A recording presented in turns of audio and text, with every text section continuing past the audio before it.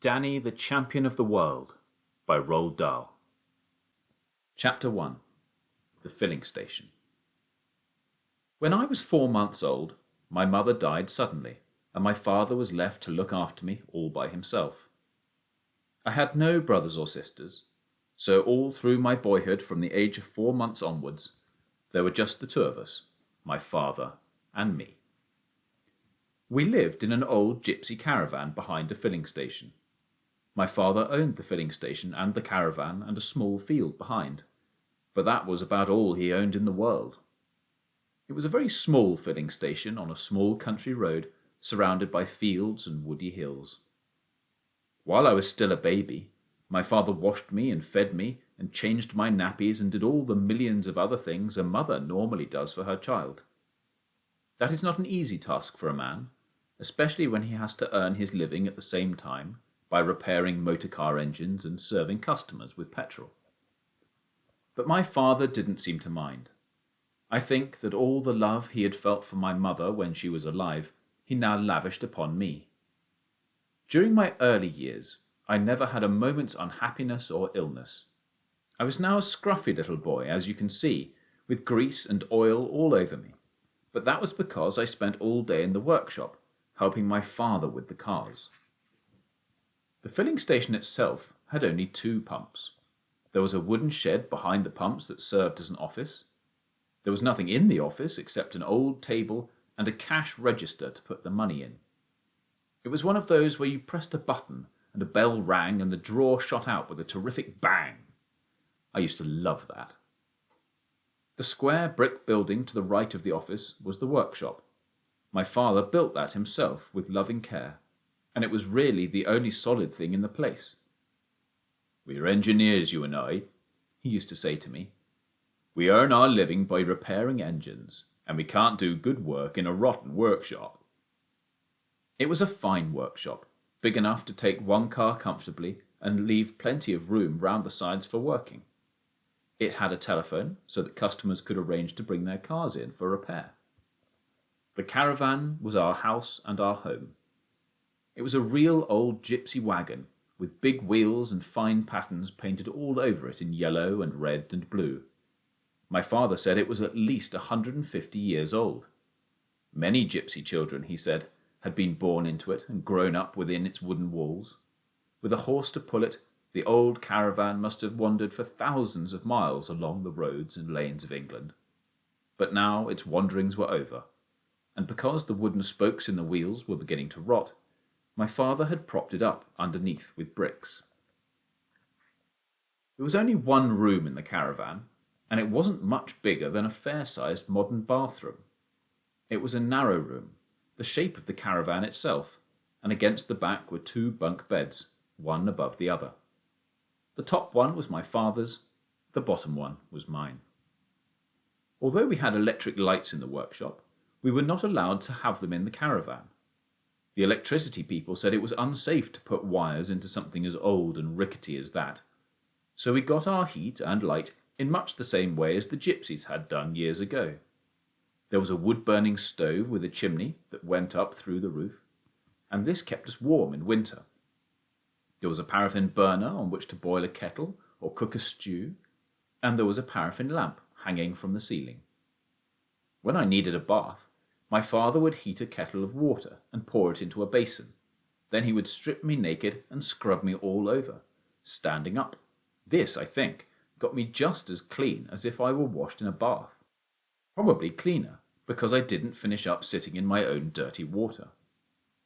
For furniture, we had 2 chairs and a small table, and those, apart from a tiny chest of drawers, were all the home comforts we possessed. They were all we needed. The lavatory was a funny little wooden hut, standing in the field some way behind the caravan. It was fine in summertime, but I can tell you that sitting out there on a snowy day in winter was like sitting in a fridge. Immediately behind the caravan was an old apple tree. It bore lovely apples that ripened in the middle of September, and you could go on picking them for the next 4 or 5 weeks. Some of the boughs of the tree hung right over the caravan, and when the wind blew the apples down in the night, they often landed on our roof. I would hear them going thump, thump, thump above my head as I lay in my bunk. But those noises never frightened me, because I knew exactly what was making them. I really loved living in that gypsy caravan. I loved it especially in the evenings, when I was tucked up in my bunk and my father was telling me stories. The paraffin lamp was turned low, and I could see lumps of wood glowing red hot in the old stove. And wonderful it was to be lying there, snug and warm in my bunk in that little room. Most wonderful of all was the feeling that, when I went to sleep, my father would still be there, very close to me, sitting in his chair by the fire, or lying in the bunk above my own. Chapter 2. The Big Friendly Giant. My father, without the slightest doubt, was the most marvellous and exciting father any boy ever had. You might think, if you didn't know him well, that he was a stern and serious man. He wasn't. He was actually a wildly funny person. What made him appear so serious was the fact that he never smiled with his mouth. He did it all with his eyes. He had brilliant blue eyes, and when he thought of something funny, his eyes would flash, and if you looked carefully, you could actually see a tiny little golden spark dancing in the middle of each eye, but the mouth never moved. I was glad my father was an eye smiler. It meant that he never gave me a fake smile, because it's impossible to make your eyes twinkle if you aren't feeling twinkly yourself. A mouth smile is different. You can fake a mouth smile any time you want, simply by moving your lips. I've also learnt that a real mouth smile always has an eye smile to go with it. So watch out, I say, when someone smiles at you with his mouth, but the eyes stay the same. It's sure to be bogus. My father was not what you would call an educated man, and I doubt if he had read 20 books in his life. But he was a marvellous storyteller. He used to make up a bedtime story for me every single night, and the best ones were turned into serials, and went on for many nights running. One of them, which must have gone on for at least 50 nights, was about an enormous fellow called the Big Friendly Giant, or the BFG for short. The BFG was 3 times as tall as an ordinary man, and his hands were as big as wheelbarrows. He lived in a vast underground cavern not far from our filling station, and he only came out into the open when it was dark. Inside the cavern he had a powder factory, where he made more than 100 different kinds of magic powder.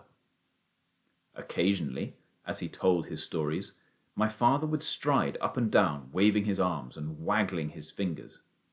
But mostly he would sit close to me on the edge of my bunk and speak very softly. The Big Friendly Giant makes his magic powders out of the dreams that children dream when they're asleep, he said. How? I asked. Tell me how, Dad. Dreams, my love, are very mysterious things. They float around in the night like little clouds, searching for sleeping people. Can you see them? I asked. Nobody can see them. Then how does the Big Friendly Giant catch them? Ah, my father said, that is the interesting part. A dream, you see, as it goes drifting through the night air, it makes a tiny little buzzing humming sound, a sound so soft and low it's impossible for ordinary people to hear it. But the BFG can hear it easily. His sense of hearing is absolutely fantastic. I loved the far, intent look on my father's face when he was telling a story. His face was pale and still and distant, unconscious of everything around him. The BFG, he said, can hear the tread of a ladybird's footsteps as she walks across a leaf. He can hear the whisperings of ants as they scurry around in the soil, talking to one another. He can hear the sudden shrill cry of pain a tree gives out when a woodsman cuts into it with an axe. Ah, yes, my darling, there's a whole world of sound around us that we cannot hear because our ears are simply not sensitive enough. What happens when he catches the dreams? I asked. He imprisons them in glass bottles and screws the tops down tight, my father said. He has thousands of these bottles in his cave. Does he catch bad dreams as well as good ones?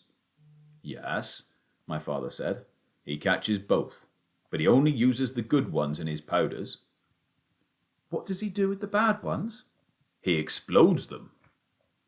It is impossible to tell you how much I loved my father. When he was sitting close to me on my bunk, I would reach out and slide my hand into his, and then he would fold his long fingers around my fist, holding it tight. What does the BFG do with his powders after he's made them? I asked. In the dead of night, my father said, he goes prowling through the villages searching for houses where children are asleep. Because of his great height, he can reach windows that are 1 and even 2 flights up. And when he finds a room with a sleeping child, he opens his suitcase. His suitcase? I asked. The BFG always carries a suitcase and a blowpipe, my father said. The blowpipe is as long as a lamppost. The suitcase is for the powders. So he opens the suitcase and selects exactly the right powder, and he puts it into the blowpipe, and he slides the blowpipe in through the open window, and poof! He blows in the powder, and the powder floats around the room, and the child breathes it in. And then what? I asked. And then, Danny, the child begins to dream a marvellous and fantastic dream. And when the dream reaches its most marvellous and fantastic moment, then the magic powder really takes over. And suddenly the dream is not a dream any longer, but a real happening. And the child is not asleep in bed. He's fully awake, and he's actually in the place of the dream and is taking part in the whole thing. I mean, really taking part in real life.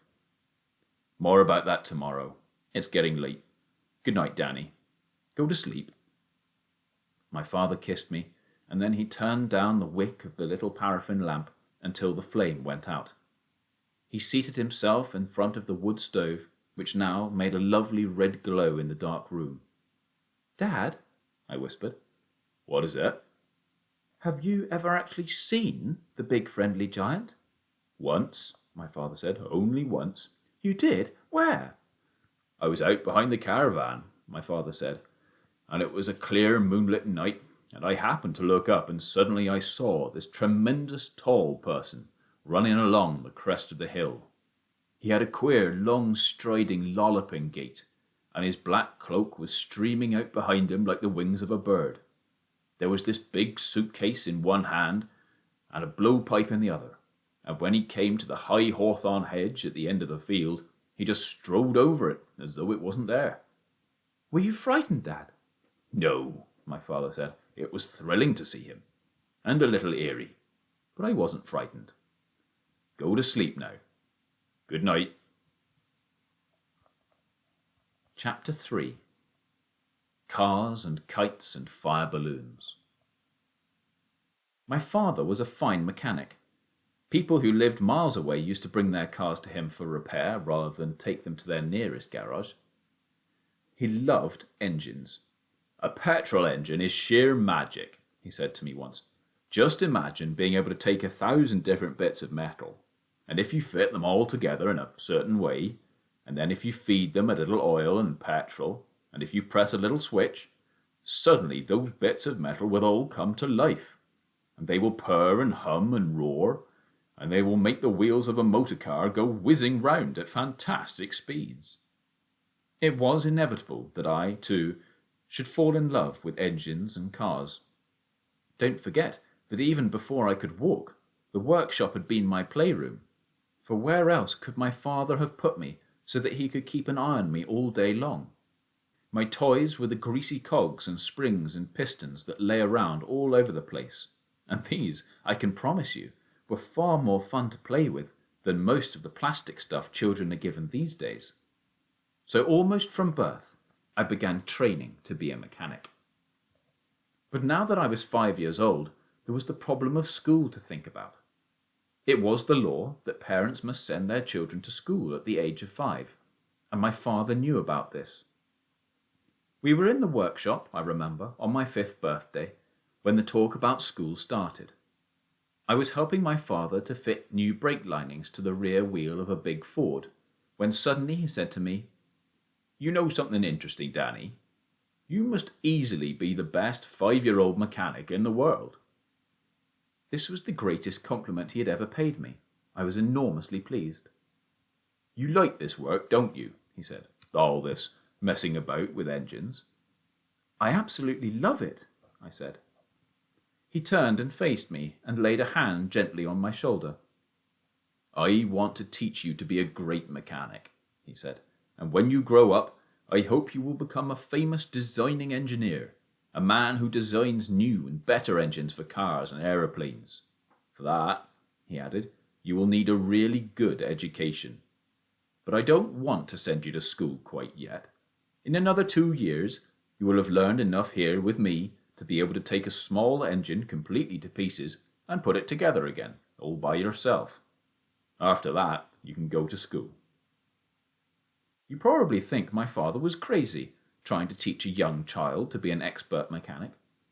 But as a matter of fact, he wasn't crazy at all. I learned fast, and I adored every moment of it. And luckily for us, nobody came knocking on the door to ask why I wasn't attending school. So 2 more years went by, and at the age of 7, believe it or not, I really could take a small engine to pieces and put it together again. I mean, properly to pieces, pistons and crankshaft and all. The time had come to start school. My school was in the nearest village, 2 miles away. We didn't have a car of our own, we couldn't afford one. But the walk took only half an hour, and I didn't mind that in the least. My father came with me. He insisted on coming, and when school ended at 4 in the afternoon, he was always there waiting to take me home. And so life went on. The world I lived in consisted only of the filling station, the workshop, the caravan, the school, and of course the woods and fields and streams in the countryside around. But I was never bored. It was impossible to be bored in my father's company. He was too sparky a man for that. Plots and plans and new ideas came flying off him like sparks from a grindstone. "There's a good wind today," he said one Saturday morning. "Just right for flying a kite. Let's make a kite, Danny." So we made a kite. He showed me how to splice 4 thin sticks together in the shape of a star, with 2 more sticks across the middle to brace it. Then we cut up an old blue shirt of his and stretched the material across the framework of the kite. We added a long tail made of thread, with little leftover pieces of the shirt tied at intervals along it. We found a ball of string in the workshop, and he showed me how to attach the string to the framework so that the kite would be properly balanced in flight. Together we walked up to the top of the hill behind the filling station to release the kite. I found it hard to believe that this object, made only from a few sticks and a piece of old shirt, would actually fly. I held the string while my father held the kite, and the moment he let it go, it caught the wind and soared upwards like a huge blue bird. "Let out some more, Danny," he cried. "Go on, as much as you like." Higher and higher soared the kite. Soon it was just a small blue dot dancing in the sky miles above my head. And it was thrilling to stand there holding on to something that was so far away and so very much alive. This faraway thing was tugging and struggling on the end of the line like a big fish. "Let's walk it back to the caravan," my father said. So we walked down the hill again, with me holding the string and the kite still pulling fiercely on the other end. When we came to the caravan, we were careful not to get the string tangled in the apple tree, and we brought it all the way round to the front steps. "Tie it to the steps," my father said. "Will it stay up?" I asked. "It will if the wind doesn't drop," he said. The wind didn't drop, and I will tell you something amazing. That kite stayed up there all through the night, and at breakfast time next morning, the small blue dot was still dancing and swooping in the sky. After breakfast, I hauled it down and hung it carefully against a wall in the workshop for another day. Not long after that, on a lovely still evening, when there was no breath of wind anywhere, my father said to me, "This is just the right weather for a fire balloon. Let's make a fire balloon." He must have planned this one beforehand, because he'd already bought the 4 sheets of tissue paper and a pot of glue from Mr. Whitten's bookshop in the village. And now, using only the paper, the glue, a pair of scissors and a piece of thin wire, he made me a huge, magnificent fire balloon in less than 15 minutes. In the opening in the bottom, he tied a ball of cotton wool, and we were ready to go. It was getting dark when we carried it outside into the field behind the caravan. We had with us a bottle of methylated spirits and some matches. I held the balloon upright while my father crouched underneath it and carefully poured a little meths onto the ball of cotton wool. "Here goes," he said, putting a match to the cotton wool. "Hold the sides out as much as you can, Danny." A tall yellow flame leapt up from the ball of cotton wool and went right inside the balloon. "It'll catch on fire," I cried. "No, it won't," he said. "Watch." Between us, we held the sides of the balloon out as much as possible to keep them away from the flame in the early stages. But soon, the hot air filled the balloon and the danger was over. "She's nearly ready," my father said. "Can you feel her floating?" "Yes," I said. "Yes, shall we let go?" "Not yet. Wait a bit longer. Wait until she's tugging to fly away." "She's tugging now," I said. "Right," he said. "Let her go." Slowly, majestically, and in absolute silence, our wonderful balloon began to rise up into the night sky. "It flies!" I shouted, clapping my hands and jumping about. "It flies! It flies!" My father was nearly as excited as I was. "It's a beauty," he said. "This one's a real beauty. You never know how they're going to turn out until you fly them. Each one is different." Up and up it went, rising very fast now in the cool night air. It was like a magic fireball in the sky. "Will other people see it?" I asked. "I'm sure they will, Danny. It's high enough now for them to see it for miles around." "What will they think it is, Dad?" "A flying saucer," my father said. "They'll probably call the police." A small breeze had taken hold of the balloon and was carrying it away in the direction of the village. "Let's follow it," my father said, "and with luck we'll find it when it comes down." We ran to the road, we ran along the road. We kept running. "She's coming down," my father shouted. "The flame's nearly gone out." We lost sight of it when the flame went out, but we guessed roughly which field it would be landing in, and we climbed over the gate and ran towards the place. For half an hour we searched the field in the darkness, but we couldn't find our balloon. The next morning I went back alone to search again. I searched 4 big fields before I found it. It was lying in the corner of a field that was full of black and white cows. The cows were all standing around it, staring at it with their huge wet eyes. But they hadn't harmed it one bit, so I carried it home and hung it up alongside the kite against a wall in the workshop for another day. "You can fly the kite all by yourself any time you like," my father said, "but you must never fly the fire balloon unless I'm with you. It's extremely dangerous." "All right," I said. "Promise me you'll never fly it alone, Danny." "I promise," I said.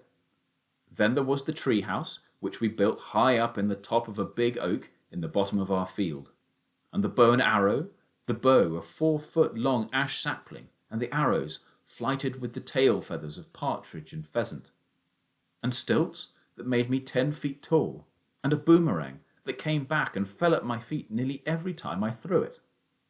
And for my last birthday, there had been something that was more fun, perhaps, than all the rest. For 2 days before my birthday, I'd been forbidden to enter the workshop because my father was in there working on a secret. And on the birthday morning, out came an amazing machine made of 4 bicycle wheels and several large soap boxes. But this was no ordinary whizzer. It had a brake pedal, a steering wheel, a comfortable seat, and a strong front bumper to take the shock of a crash. I called it Sopo, and just about every day I would take it up to the top of the hill in the field behind the filling station and come shooting down again at incredible speeds, riding it like a bronco over the bumps. So you can see that being 8 years old and living with my father was a lot of fun. But I was impatient to be 9. I reckoned that being 9 would be even more fun than being 8. As it turned out, I was not altogether right about this. My 9th year was certainly more exciting than any of the others, but not all of it was exactly what you would call fun. Chapter 4. My Father's Deep, Dark Secret. You will learn as you get older, just as I learnt that autumn, that no father is perfect. Grown-ups are complicated creatures, full of quirks and secrets. Some have quirkier quirks and deeper secrets than others. But all of them, including one's own parents, have 2 or 3 private habits hidden up their sleeves that would probably make you gasp if you knew about them. The rest of this book is about a most private and secret habit my father had, and about the strange adventures it led us both into. It all started on a Saturday evening. It was the first Saturday of September. Around 6 o'clock, my father and I had supper together in the caravan as usual. Then I went to bed. My father told me a fine story and kissed me good night. I fell asleep. For some reason, I woke up again during the night. I lay still, listening for the sound of my father's breathing in the bunk above mine. I could hear nothing. He wasn't there. I was certain of that. This meant that he had gone back to the workshop to finish a job. He often did that after he had tucked me in. I listened for the usual workshop sounds, the little clinking noises of metal against metal, or the tap of a hammer. They always comforted me tremendously, those noises in the night, because they told me my father was close at hand.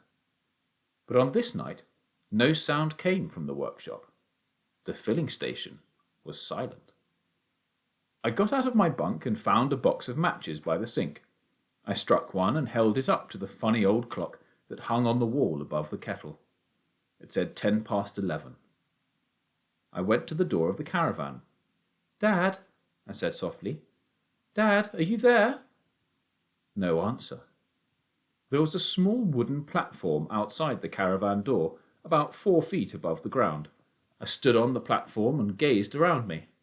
"Dad," I called out, "where are you?" Still no answer. In pyjamas and bare feet, I went down the caravan steps and crossed over to the workshop. I switched on the light. The old car we had been working on through the day was still there, but not my father. I've already told you that he did not have a car of his own, so there was no question of his having gone for a drive. He wouldn't have done that anyway. I was sure he would never willingly have left me alone in the filling station at night. In which case, I thought, he must have fainted suddenly from some awful illness, or fallen down and banged his head. I would need a light if I was going to find him. I took the torch from the bench in the workshop. I looked in the office. I went around and searched behind the office and behind the workshop. I ran down the field to the lavatory. It was empty. "Dad!" I shouted into the darkness. "Dad, where are you?" I ran back to the caravan. I shone the light into his bunk to make absolutely sure he wasn't there. He wasn't in his bunk. I stood in the dark caravan, and for the first time in my life, I felt a touch of panic. The filling station was a long way from the nearest farmhouse. I took the blanket from my bunk and put it round my shoulders. Then I went out the caravan door and sat on the platform with my feet on the top step of the ladder. There was a new moon in the sky, and across the road the big field lay pale and deserted in the moonlight. The silence was deathly. I don't know how long I sat there. It may have been 1 hour, it could have been 2, but I never dozed off. I wanted to keep listening all the time. If I listened very carefully, I might hear something that would tell me where he was. Then, at last, from far away, I heard the faint tap-tap of footsteps on the road. The footsteps were coming closer and closer. Tap, tap, tap, tap. Was it him, or was it somebody else? I sat still, watching the road. I couldn't see very far along it. It faded away into a misty moonlit darkness. Tap, tap, tap, tap, came the footsteps. Then, out of the mist, a figure appeared. It was him. I jumped down the steps and ran onto the road to meet him. "Danny," he cried. "What on earth's the matter?" "I thought something awful had happened to you," I said. He took my hand in his and walked me back to the caravan in silence. Then he tucked me into my bunk. "I'm so sorry," he said. "I should never have done it. But you don't usually wake up, do you?" Where did you go, Dad? You must be tired out, he said. I'm not a bit tired. Couldn't we light the lamp for a little while? My father put a match to the wick of the lamp hanging from the ceiling, and the little yellow flame sprang up and filled the inside of the caravan with pale light. How about a hot drink? He said. Yes, please. He lit the paraffin burner and put the kettle on to boil. I have decided something, he said.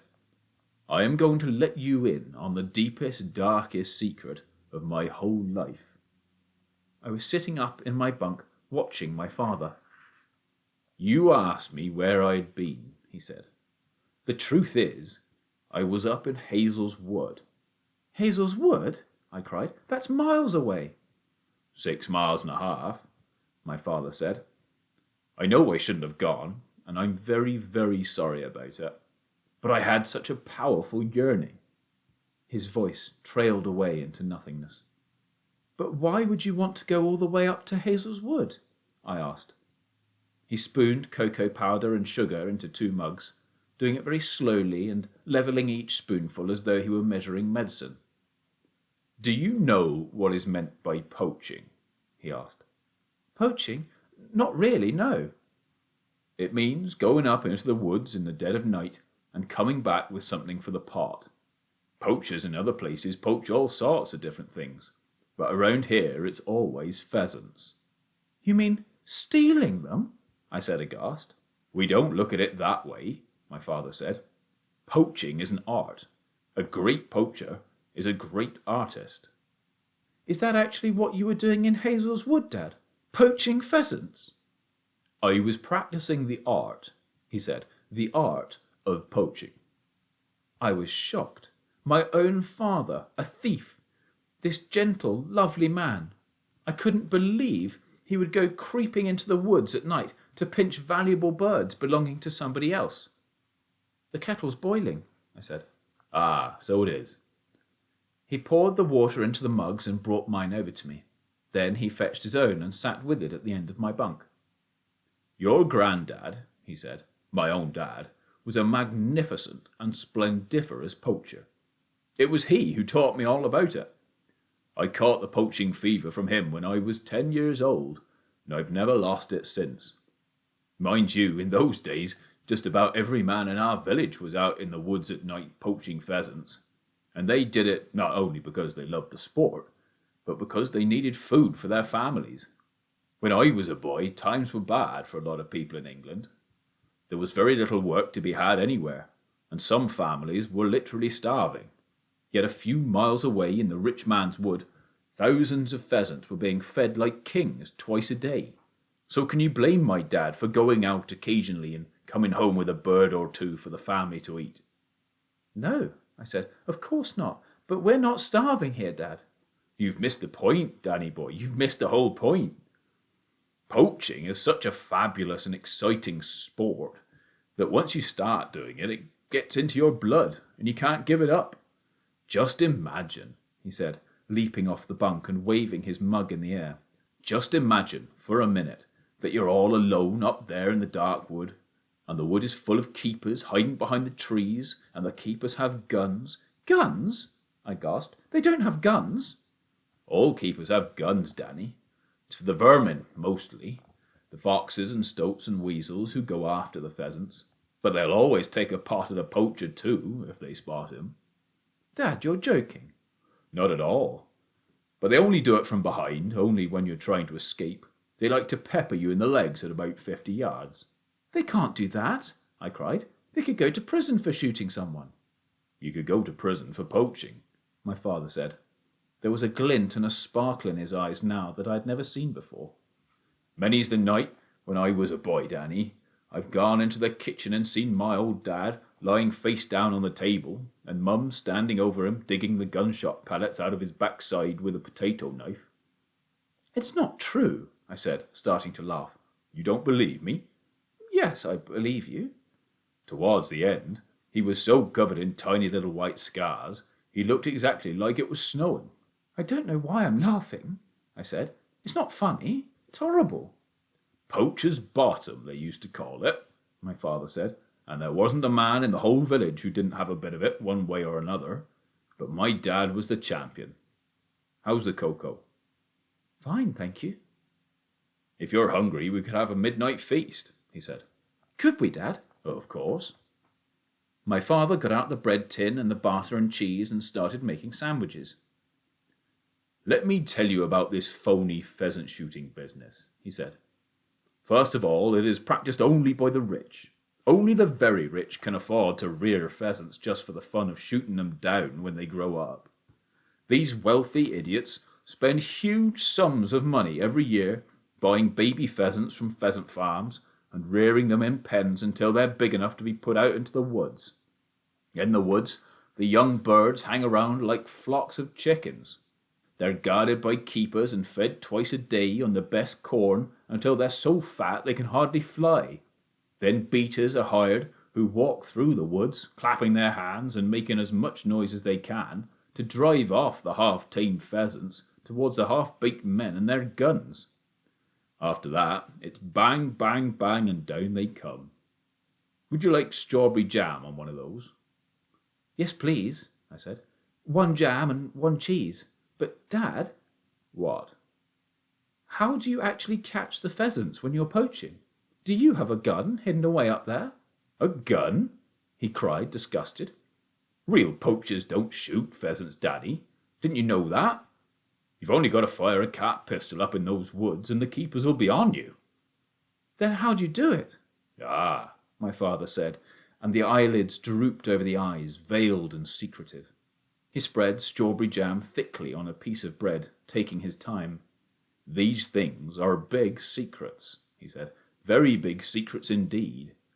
But I reckon if my father could tell them to me, then maybe I can tell them to you. Would you like me to do that? Yes, I said. Tell me now. Chapter 5. The Secret Methods. All the best ways of poaching pheasants were discovered by my old dad, my father said. My old dad studied poaching the way a scientist studies science. My father put my sandwiches on a plate and brought them over to my bunk. I put the plate on my lap and started eating. I was ravenous. Do you know my old dad actually used to keep a flock of prime roosters in the backyard just to practice on? My father said. A rooster is very much like a pheasant, you see. They are equally stupid and they like the same sort of foods. A rooster is tamer, that's all.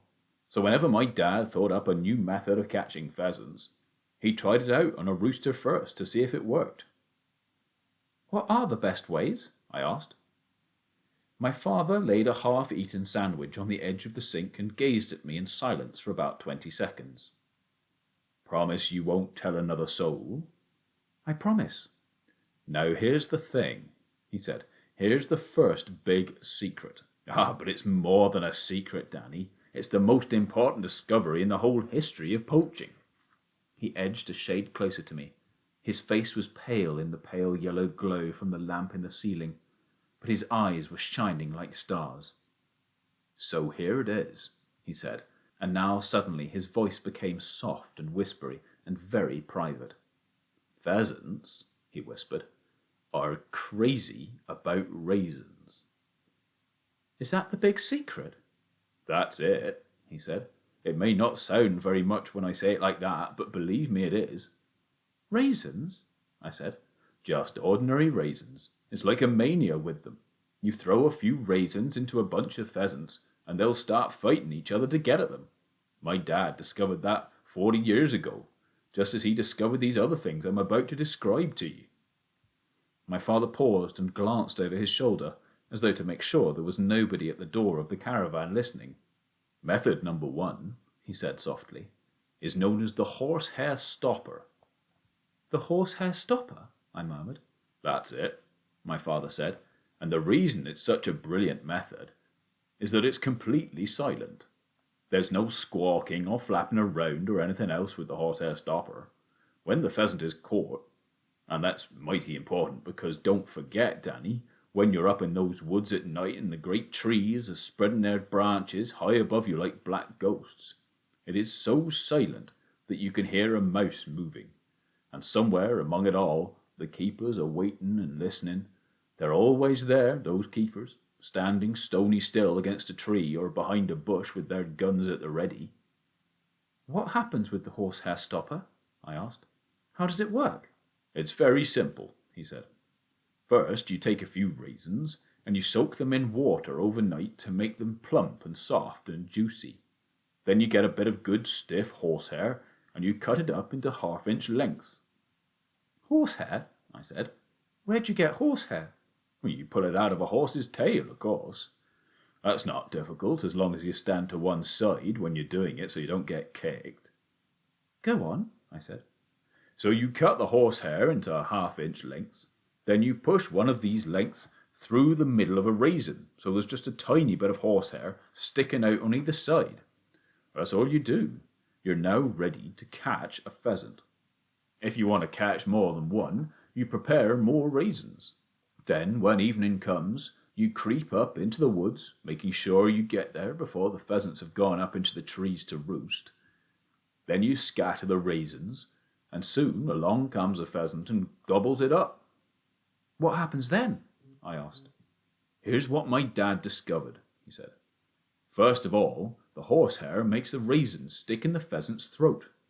It doesn't hurt him. It simply stays there and tickles. It's rather like having a crumb stuck in your own throat. But after that, believe it or not, the pheasant never moves his feet again. He becomes absolutely rooted to the spot. And there he stands, pumping his silly neck up and down just like a piston. And all you've got to do is nip out quickly from the place where you're hiding and pick him up." "Is that really true, Dad?" "I swear it," my father said. "Once a pheasant's had the horsehair stopper, you can turn a hose pipe on him and he won't move. It's just one of those unexplainable little things. But it takes a genius to discover it." My father paused, and there was a gleam of pride in his eyes as he dwelt for a moment on the memory of his own dad, the great poaching inventor. "So that's method number 1, he said. "What's number 2? I asked. "Ah," he said, "number 2's a real beauty. It's a flash of pure brilliance. I can even remember the day it was invented. I was just about the same age as you are now, and it was a Sunday morning. My dad comes into the kitchen holding a huge white rooster in his hands. 'I think I've got it,' he says. There's a little smile on his face and a shine of glory in his eyes, and he comes in very soft and quick and puts the bird down right in the middle of the kitchen table. 'By golly,' he says, 'I've got a good one this time.' 'A good what?' Mum says, looking up from the sink. 'Horace, take that filthy bird off my table.' The rooster has a funny little paper hat over its head, like an ice cream cone upside down, and my dad is pointing to it proudly and saying, 'Stroke him, go on, stroke him, do anything you like to him, he won't move an inch.' The rooster starts scratching away at that paper hat with one of its feet, but the hat seems to be stuck on and it won't come off. 'No bird in the world's going to run away once you cover up his eyes,' my dad says, and he starts poking the rooster with his finger and pushing it around on the table. The rooster doesn't take the slightest bit of notice. 'You can have this one,' he says to Mum. 'You can have it, and wring its neck and dish it up for dinner as a celebration of what I've just invented.'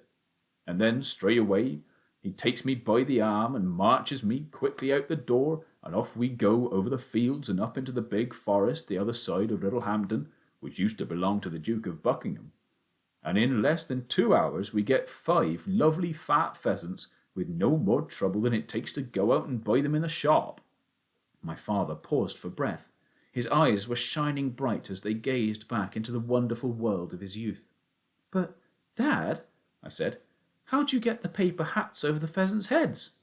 "You'll never guess it, Danny." "Tell me." "Listen carefully," he said, glancing again over his shoulder as though he expected to see a keeper or even the Duke of Buckingham himself at the caravan door. "Here's how you do it. First of all, you dig a little hole in the ground. Then you twist a piece of paper into the shape of a cone, and you fit this in the hole, hollow end up like a cup. Then you smear the inside of the paper cut with glue and drop in a few raisins. At the same time, you lay a trail of raisins along the ground leading up to it. Now, the old pheasant comes pecking along the trail, and when he gets to the hole, he pops his head inside to gobble up the raisins. And next thing he knows he's got a paper hat stuck over his eyes, and he can't see a thing. Isn't that a fantastic idea, Danny? My dad called it the sticky hat." "Is that the one you used this evening?" I asked. My father nodded. "How many did you get, Dad?" "Well," he said, looking a bit sheepish, "actually, I didn't get any. I arrived too late. By the time I got there, they were already going up to roost. That shows you how out of practice I am." "Was it fun all the same?" "Marvellous," he said. "Absolutely marvellous. Just like the old days." He undressed and put on his pyjamas. Then he turned out the lamp in the ceiling and climbed up into his bunk. "Dad," I whispered. "What is it?" "Have you been doing this often after I've gone to sleep, without me knowing it?" "No," he said. "Tonight was the first time for 9 years. When your mother died and I had to look after you by myself, I made a vow to give up poaching until you were old enough to be left alone at nights. But this evening I broke my vow. I had such a tremendous longing to go up into the woods again. I just couldn't stop myself. I'm very sorry I did it." "If you ever want to go again, I won't mind," I said. "Do you mean that?" he said, his voice rising in excitement. "Do you really mean it?" "Yes," I said, "so long as you tell me beforehand. You will promise to tell me beforehand if you're going, won't you?" "You're quite sure you won't mind?" "Quite sure." "Good boy," he said, "and we'll have roast pheasant for supper whenever you want it. It's miles better than chicken." "And one day, Dad, will you take me with you?" "Ah," he said, "I reckon you're just a bit young to be dodging around up there in the dark. I wouldn't want you to get peppered with buckshot in the backside at your age." "Your dad took you at my age," I said. There was a short silence. "We'll see how it goes," my father said, "but I'd like to get back into practice before I make any promises. You understand?" "Yes," I said. "I wouldn't want to take you with me until I'm right back in my old form." "No," I said. "Good night, Danny. Go to sleep now." "Good night, Dad." Chapter 6. Mr. Victor Hazell. The following Friday, while we were having supper in the caravan, my father said, "If it's all right with you, Danny, I'll be going out again tomorrow night." "You mean poaching?" "Yes." "Will it be Hazell's Wood again?" "It'll always be Hazell's Wood," he said. "First, because that's where all the pheasants are. And second, because I don't like Mr. Hazell one little bit, and it's a pleasure to poach his birds." I must pause here to tell you something about Mr. Victor Hazell. He was a brewer of beer, and he owned a huge brewery. He was rich beyond words, and his property stretched for miles along either side of the valley. All the land around us belonged to him, everything on both sides of the road, everything except the small patch of ground on which our filling station stood. That patch belonged to my father. It was a little island in the middle of the vast ocean of Mr. Hazell's estate. Mr. Victor Hazell was a roaring snob, and he tried desperately to get in with what he believed were the right kind of people. He hunted with the hounds and gave shooting parties and wore fancy waistcoats. Every weekday he drove his enormous silver Rolls-Royce past our filling station on his way to the brewery. As he flashed by, we would sometimes catch a glimpse of the great, glistening, beery face above the wheel, pink as a ham, all soft and inflamed from drinking too much beer. "No," my father said, "I do not like Mr. Victor Hazell one little bit. I haven't forgotten the way he spoke to you last year when he came in for a fill-up." I hadn't forgotten it either. Mr. Hazell had pulled up alongside the pumps in his glistening, gleaming Rolls-Royce and had said to me, "Fill her up and look sharp about it." I was 8 years old at the time. He didn't get out of the car. He just handed me the key to the cap of the petrol tank, and as he did so, he barked out, "And keep your filthy little hands to yourself. Do you understand?" I didn't understand at all, so I said, "What do you mean, sir?" There was a leather riding crop on the seat beside him. He picked it up and pointed it at me like a pistol. "If you make any dirty finger marks on my paintwork," he said, "I'll step right out of this car and give you a good hiding." My father was out of the workshop almost before Mr. Hazell had finished speaking. He strode up to the window of the car and placed his hands on the sill and leaned in. "I don't like you speaking to my son like that," he said. His voice was dangerously soft. Mr. Hazell did not look at him. He sat quite still in the seat of his Rolls-Royce, his piggy little eyes staring straight ahead. There was a smug, superior little smile around the corners of his mouth. "You had no reason to threaten him," my father went on. "He had done nothing wrong." Mr. Hazell continued to act as though my father wasn't there. "Next time you threaten someone with a good hiding, I suggest you pick on someone your own size," my father said. "Like me, for instance." Mr. Hazell still did not move. "Now, go away, please," my father said. "We do not wish to serve you." He took the key from my hand and tossed it through the window. The Rolls-Royce drove away fast in a cloud of dust. The very next day, an inspector from the local Department of Health arrived and said he had come to inspect our caravan. "What do you want to inspect our caravan for?" my father said. "To see if it's a fit place for humans to live in," the man said. "We don't allow people to live in dirty, broken-down shacks these days." My father showed him the inside of the caravan, which was spotlessly clean as always, and as cosy as could be. And in the end the man had to admit there was nothing wrong with it. Soon after that another inspector turned up and took a sample of petrol from one of our underground storage tanks. My father explained to me they were checking up to see if we were mixing some of our second-grade petrol in with the first-grade stuff, which is an old dodge practiced by crooked filling station owners. Of course, we were not doing this. Hardly a week went by without some local official dropping in to check up on one thing or another, and there was little doubt, my father said, that the long and powerful arm of Mr. Hazell was reaching out behind the scenes and trying to run us off our land. So all in all, you can see why it gave my father a certain pleasure to poach Mr. Victor Hazell's pheasants. That night we put the raisins in to soak. The next day was poaching day, and don't think my father didn't know it. From the moment he got out of his bunk in the morning, the excitement began to build up inside him.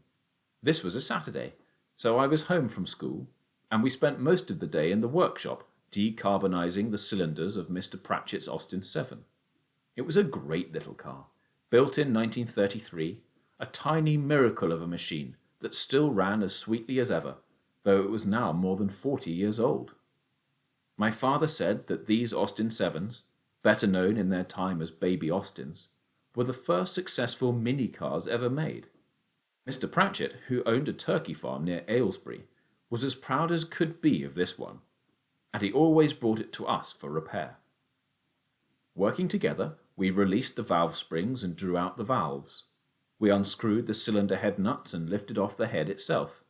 Then we began scraping the carbon from the inside of the head and from the tops of the pistons. "I want to be away by 6 o'clock, my father said. "Then I will get to the wood exactly at twilight." "Why at twilight?" I asked. "Because at twilight everything inside the wood becomes veiled and shady. You can see to move around, but it's not easy for someone else to see you. And when danger threatens, you can always hide in the shadows, which are darker than a wolf's mouth." "Why don't you wait until it gets really dark?" I asked. "Then you wouldn't be seen at all." You wouldn't catch anything if you did that," he said. "When night comes on, all the pheasants fly up into the trees to roost. Pheasants are just like other birds. They never sleep on the ground. Twilight," my father added, "begins at about 7:30 this week, and it's at least an hour and a half's walk to the wood. I must not leave here later than 6 o'clock. "Are you going to use the sticky hat, or will it be the horsehair stopper?" I asked. "Sticky hat," he said. "I'm very fond of sticky hat." "When will you be back?" "About 10 o'clock, he said. 10:30 at the latest. I promise I'll be back by 10:30. You're quite sure you don't mind being left alone?" "Quite sure," I said. "But you will be all right, won't you, Dad?" "Don't you worry about me," he said, putting his arm round my shoulder and giving me a hug. "But you said there wasn't a man in your dad's village that didn't get a bit shot up by the keepers sooner or later." "Ah," my father said. "Yes, I did say that, didn't I? But in those days there were lots more keepers up in the woods than there are now. There were keepers behind almost every tree." "How many are there now in Hazell's Wood?" "Not too many," he said. "Not too many at all." As the day wore on, I could see my father getting more and more impatient and excited. By 5 o'clock, we had finished work on the baby Austin, and together we ran her up and down the road to test her out. At 5:30, we had an early supper of sausages and bacon, but my father hardly ate anything at all. At 6 o'clock precisely, he kissed me goodbye and said, "Promise not to wait up for me, Danny. Put yourself to bed at 8 and go to sleep, right?" He set off down the road, and I stood on the platform of the caravan watching him go. I loved the way he moved. He had that long, loping stride all countrymen have, who are used to covering great distances on foot. He was wearing an old navy blue sweater and an even older cap on his head. He turned and waved to me. I waved back. Then he disappeared round a bend in the road. Chapter 7. The Baby Austin. Inside the caravan, I stood on a chair and lit the oil lamp in the ceiling. I had some weekend homework to do, and this was as good a time as any to do it. I laid my books out on the table and sat down, but I found it impossible to keep my mind on my work. The clock said 7:30. This was the twilight time. He would be there now. I pictured him in his old navy blue sweater and peaked cap, walking soft-footed up the track towards the wood. He told me he wore the sweater because navy blue hardly showed up at all in the dark. Black was even better, he said, but he didn't have a black one, and navy blue was next best. The peaked cap was important too, he explained, because the peak cast a shadow over one's face. Just about now he would be wriggling through the hedge and entering the wood. Inside the wood, I could see him treading carefully over the leafy ground, stopping, listening, going on again, and all the time searching and searching for the keeper who would somewhere be standing still as a post beside a big tree with a gun under his arm. Keepers hardly move at all when they're in a wood watching for poachers, he had told me. They stand dead still, right up against the trunk of a tree, and it's not easy to spot a motionless man in that position at twilight when the shadows are as dark as a wolf's mouth. I closed my books. It was no good trying to work. I decided to go to bed instead. I undressed and put on my pajamas and climbed into my bunk. I left the lamp burning. Soon I fell asleep. When I opened my eyes again, the oil lamp was still glowing, and the clock on the wall said 10 minutes past 2. 10 minutes past 2? I jumped out of my bunk and looked into the bunk above mine. It was empty. He had promised he would be home by 10:30 at the latest, and he never broke promises. He was nearly 4 hours overdue. At that moment, a frightful sense of doom came over me. Something really had happened to him this time. I felt quite certain of it. Hold it, I told myself. Don't get panicky. Last week you got all panicky and you made a bit of a fool of yourself. Yes, but last week was a different thing altogether. He had made no promises to me last week. This time he had said, "I promise I'll be back by 10:30. Those were his exact words, and he never, absolutely never broke a promise. I looked again at the clock. He had left the caravan at 6, which meant he had been gone over 8 hours. It took me 2 seconds to decide what I should do. Very quickly, I stripped off my pajamas and put on my shirt and my jeans. Perhaps the keepers had shot him up so badly he couldn't walk. I pulled my sweater over my head. It was neither navy blue nor black. It was a sort of pale brown. It would have to do. Perhaps he was lying in the wood, bleeding to death. My sneakers were the wrong colour too. They were white. But they were also dirty, and that took a lot of the whiteness away. How long would it take me to get to the wood? An hour and a half? Less if I ran most of the way, but not much less. As I bent down to tie the laces, I noticed my hands were shaking, and my stomach had that awful prickly feeling as though it were full of small needles. I ran down the steps of the caravan and across to the workshop to get the torch. A torch is a good companion when you're alone outdoors at night, and I wanted it with me. I grabbed the torch and went out of the workshop. I paused for a moment beside the pumps.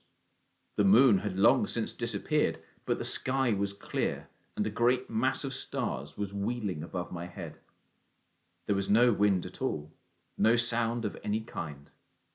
To my right, going away into the blackness of the countryside, lay the lonely road that led to the dangerous wood. 6.5 miles. Thank heavens I knew the way. But it was going to be a long, hard slog. I must remember to keep a good, steady pace and not run myself to a standstill in the first mile. At that point, a wild and marvellous idea came to me. Why shouldn't I go in the baby Austin? I really did know how to drive. My father had always allowed me to move the cars around when they came in for repair. He let me drive them into the workshop and back them out again afterwards, and sometimes I drove one of them slowly around the pumps in first gear. I loved doing that. And I would get there much quicker if I went by car. This was an emergency. If he was wounded and bleeding badly, then every minute counted. I had never driven on the road, but I would surely not meet any other cars at this time of night. I would go very slowly and keep in close to the hedge on the proper side. I went back to the workshop and switched on the light. I opened the double doors. I got into the driver's seat of the baby Austin. I turned on the ignition key. I pulled out the choke. I found the starter button and pressed it. The motor coughed once, then started. Now for the lights. There was a pointed switch on the dashboard, and I turned it to S for side lights only. The side lights came on. I felt for the clutch pedal with my toe. I was just able to reach it, but I had to point my toe if I wanted to press it all the way down. I pressed it down. Then I slipped the gear lever into reverse. Slowly I backed the car out of the workshop. I left her ticking over and went back to switch off the workshop light. It was better to keep everything looking as normal as possible. The filling station was in darkness now, except for a dim light coming from the caravan where the oil lamp was still burning. I decided to leave that on. I got back into the car. I closed the door. The side lights were so dim I hardly knew they were there. I switched on the headlamps. That was better. I searched for the dipper with my foot. I found it. I tried it and it worked. I put the headlights on full. If I met another car, I must remember to dip them, although actually they weren't bright enough to dazzle a cockroach. They didn't give any more light than a couple of good torches. I pressed down the clutch pedal again and pushed the gear lever into first. This was it. My heart was thumping away so fiercely I could hear it in my throat. 10 yards away lay the main road. It was as dark as doomsday. I released the clutch very slowly. At the same time, I pressed down just a fraction of an inch on the accelerator with my right toe, and stealthily, oh most wonderfully, the little car began to lean forwards and steal into motion. I pressed a shade harder on the accelerator. We crept out of the filling station onto the dark, deserted road. I will not pretend I wasn't petrified. I was, but mixed in with the awful fear was a glorious feeling of excitement. Most of the really exciting things we do in our lives scare us to death. They wouldn't be exciting if they didn't. I sat very stiff and upright in my seat, gripping the steering wheel tight with both hands. My eyes were about level with the top of the steering wheel. I could have done with a cushion to raise me up higher, but it was too late for that. The road seemed awfully narrow in the dark. I knew there was room enough for 2 cars to pass each other. I had seen them from the filling station doing it 1,000,000 times. But it didn't look that way to me from where I was. At any moment, something with blazing headlights might come roaring towards me at 60 miles an hour. A heavy lorry, or one of those big long-distance buses that travel through the night full of passengers. Was I too much in the middle of the road? Yes, I was, but I didn't want to pull in closer for fear of hitting the bank. If I hit the bank and bust the front axle, then all would be lost, and I would never get my father home. The motor was beginning to rattle and shake. I was still in first gear. It was vital to change up into second, otherwise the engine would get too hot. I knew how the change was done, but I'd never actually tried doing it. Around the filling station, I'd always stayed in first gear. Well, here goes. I eased my foot off the accelerator. I pressed the clutch down and held it there. I found the gear lever and pulled it straight back from first into second. I released the clutch and pressed on the accelerator. The little car leapt forward as though it had been stung. We were in second gear.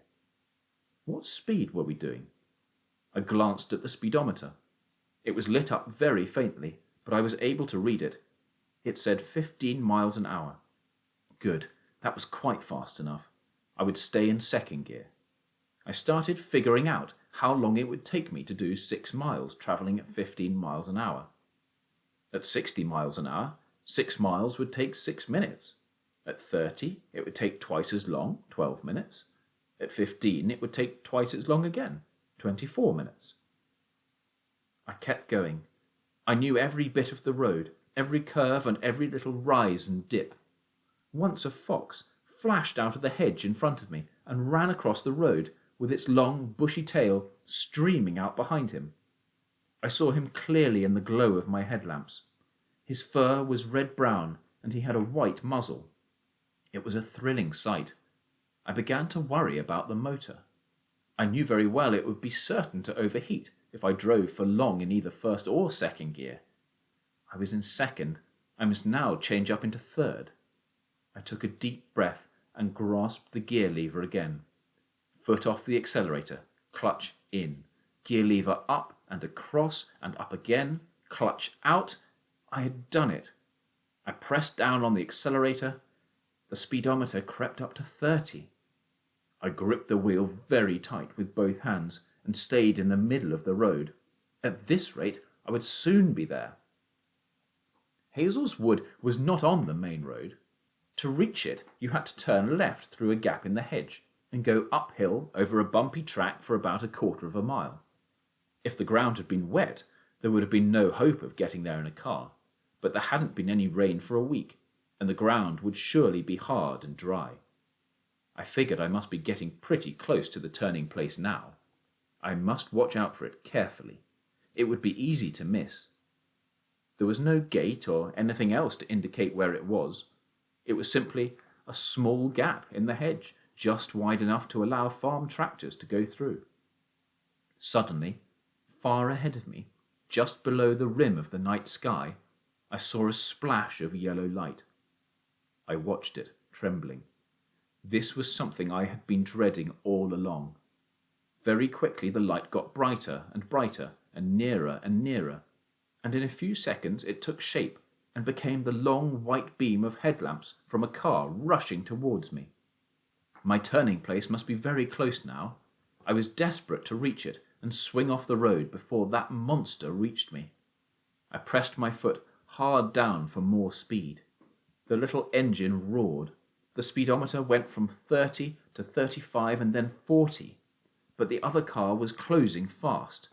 Its headlamps were like 2 dazzling white eyes. They grew bigger and bigger, and suddenly the whole road in front of me was lit up as clear as daylight, and swish! The thing was past me like a bullet. It was so close I felt the wind of it through my open window. And in that tiny fraction of a second, when the two of us were alongside one another, I caught a glimpse of its white-painted body, and I knew it was the police. I didn't dare look round to see if they were stopping and coming back after me. I was certain they would stop. Any policeman in the world would stop if he suddenly passed a small boy in a tiny car chugging along a lonely road at 2:30 in the morning. My only thought was to get away, to escape, to vanish, though heaven knows how I was going to do that. I pressed my foot harder still on the accelerator. Then, all at once, I saw in my own dim headlamps the tiny gap in the hedge on my left-hand side. There wasn't time to brake or slow down, so I just yanked the wheel hard over and prayed. The little car swerved violently off the road. leapt through the gap, hit the rising ground, bounced high in the air, then skidded round sideways behind the hedge and stopped. The first thing I did was to switch off all my lights. I'm not quite sure what made me do this, except that I knew I must hide, and I knew that if you're hiding from someone in the dark, you don't shine lights all over the place to show where you are. I sat very still in my dark car. The hedge was a thick one, and I couldn't see through it. The car had bounced and skidded sideways in such a way that it was now right off the track. It was behind the hedge and in a sort of field. It was facing back towards the filling station, tucked in very close to the hedge. I could hear the police car. It had pulled up about 50 yards down the road, and now it was backing and turning. The road was far too narrow for it to turn round in one go. Then the roar from the motor got louder, and it came back fast, with engine revving and headlamps blazing. He flashed past the place where I was hiding and raced away into the night. That meant the policeman had not seen me swing off the road. But he was certain to come back again looking for me, and if he came back slowly enough, he would probably see the gap. He would stop and get out of his car. He would walk through the gap and look behind the hedge, and then his torch would shine in my face, and he would say, "What's going on, sonny? What's the big idea? Where do you think you're going? Whose car is this? Where do you live? Where are your parents?" He would make me go with him to the police station, and in the end they would get the whole story out of me, and my father would be ruined. I sat quiet as a mouse and waited. I waited for a long time. Then I heard the sound of the motor coming back again in my direction. It was making a terrific noise. He was going flat out. He whizzed past me like a rocket. The way he was gunning that motor told me he was a very angry man. He must have been a very puzzled man too. Perhaps he was thinking he had seen a ghost boy driving a ghost car. I waited to see if he would come back again. He didn't come. I switched on my lights. I pressed the starter. She started at once. But what about the wheels and the chassis? I felt sure something must have got broken when she jumped off the road onto the cart track. I put her into gear and very gently began to ease her forward. I listened carefully for horrid noises. There were none. I managed to get her off the grass and back onto the track. I drove very slowly now. The track was extremely rough and rutted, and the slope was pretty steep. The little car bounced and bumped all over the place, but she kept going. Then at last, ahead of me and over to the right, looking like some gigantic black creature crouching on the crest of the hill, I saw Hazell's wood. Soon I was there. Immense trees rose up towards the sky, all along the right-hand side of the track. I stopped the car. I switched off the motor and the lights. I got out, taking the torch with me. There was the usual hedge, dividing the wood from the track. I squeezed my way through it, and suddenly I was right inside the wood.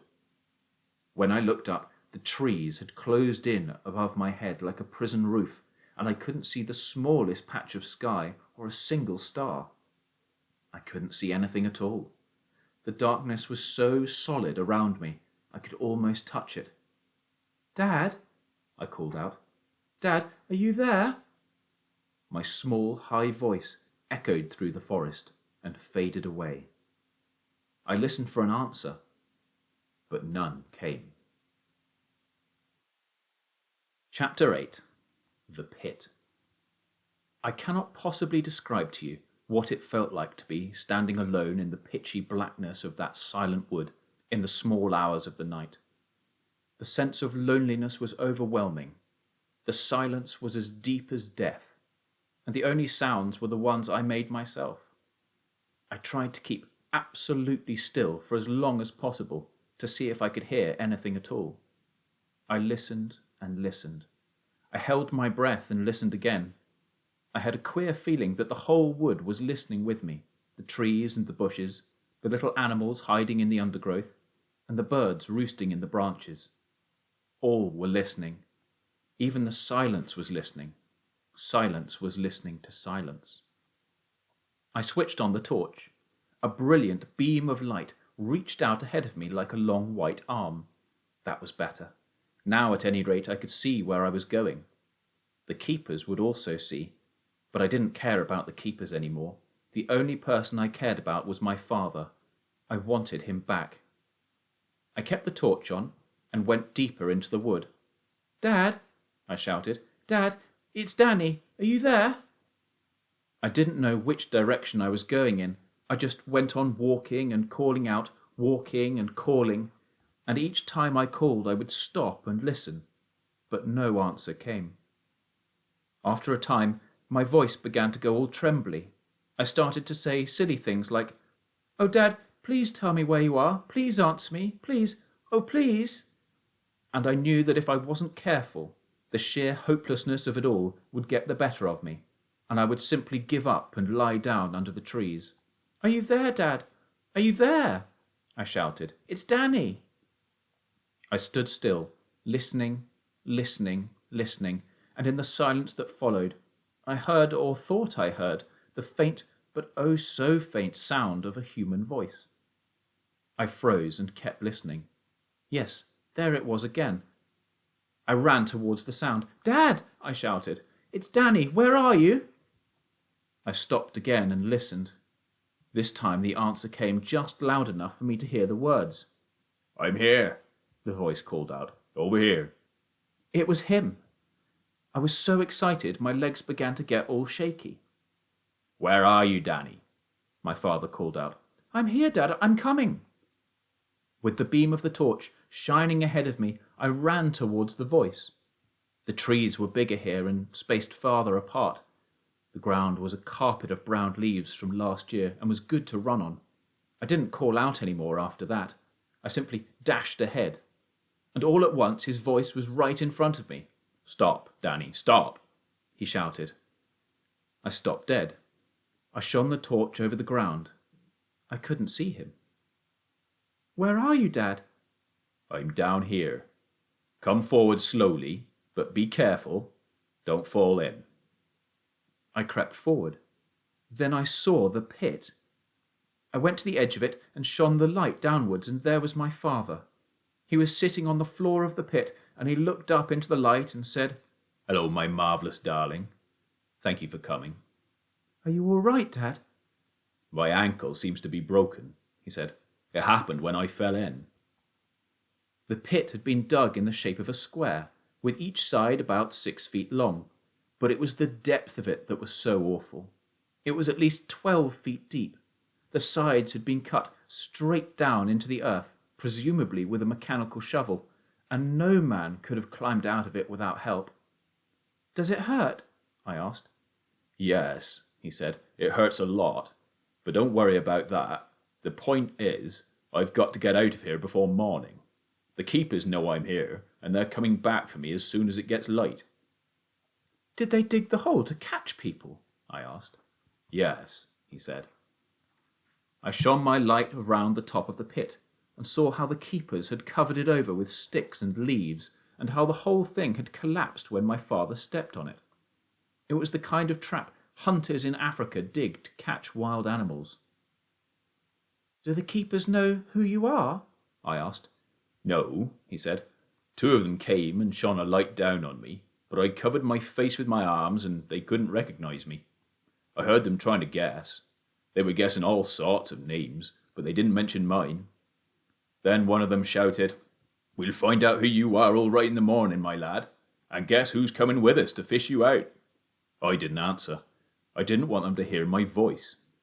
'We'll tell you who's coming,' he said. 'Mr. Victor Hazell himself is coming with us to say hello to you.'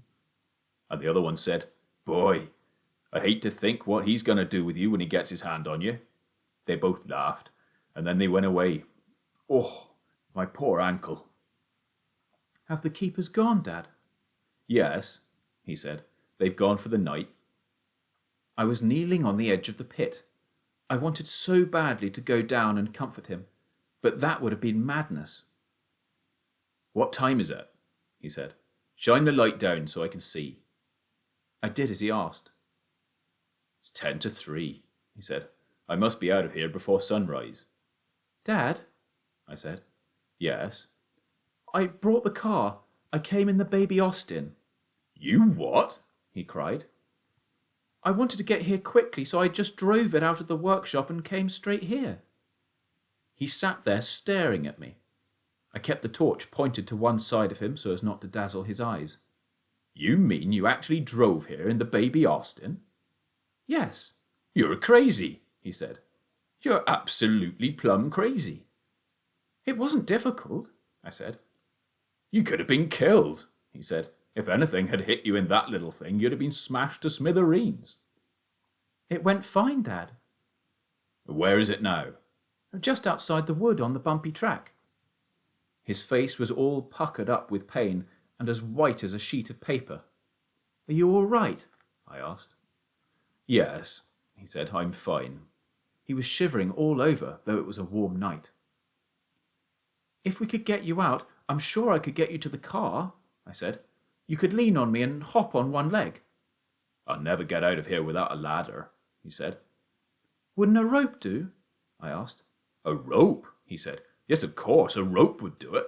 There's one in the baby Austin. It's under the back seat. Mr. Pratchett always carries a tow rope in case of a breakdown. I'll get it, I said. Wait there, Dad. I left him and ran back the way I had come, shining the torch ahead of me. I found the car. I lifted up the back seat. The tow rope was there, tangled up with the jack and the wheel brace. I got it out and slung it over my shoulder. I wriggled through the hedge and ran back into the wood. Where are you, Dad? I called out. Over here, he answered. With his voice to guide me, I had no trouble finding him this time. I've got the rope, I said. Good. Now tie one end of it to the nearest tree. Using the torch all the time, I tied one end of the rope round the nearest tree. I lowered the other end down to my father in the pit.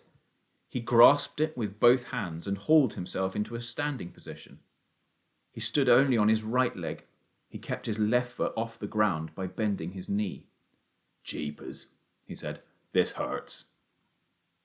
Do you think you can make it, Dad? I've got to make it, he said. Is the rope tied properly? Yes. I lay on my stomach with my hands dangling down into the pit. I wanted to help pull him up as soon as he came within reach. I kept the torch on him all the time.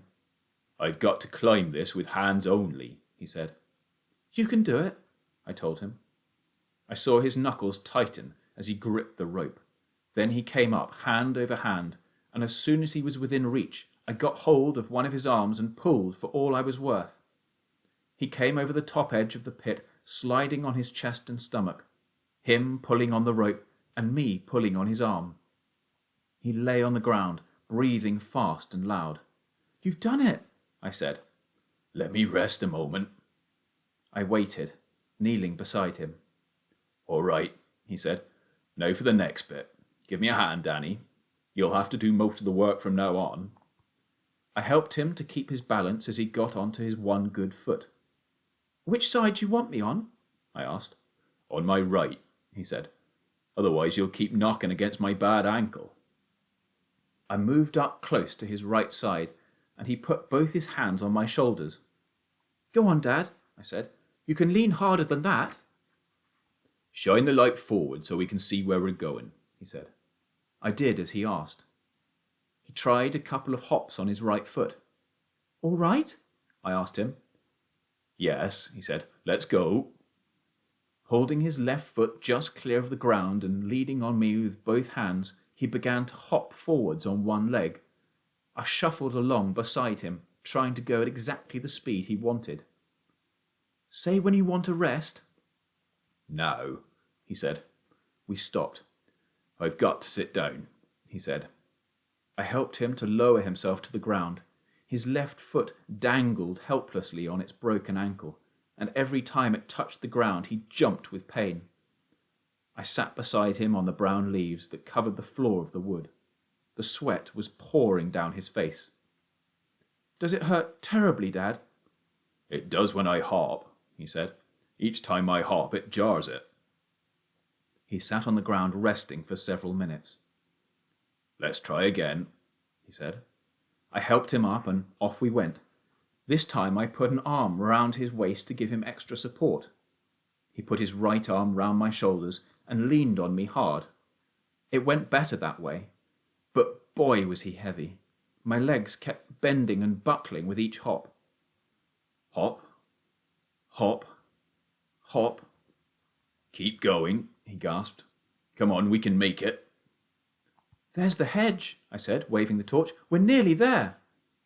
Hop, hop, hop.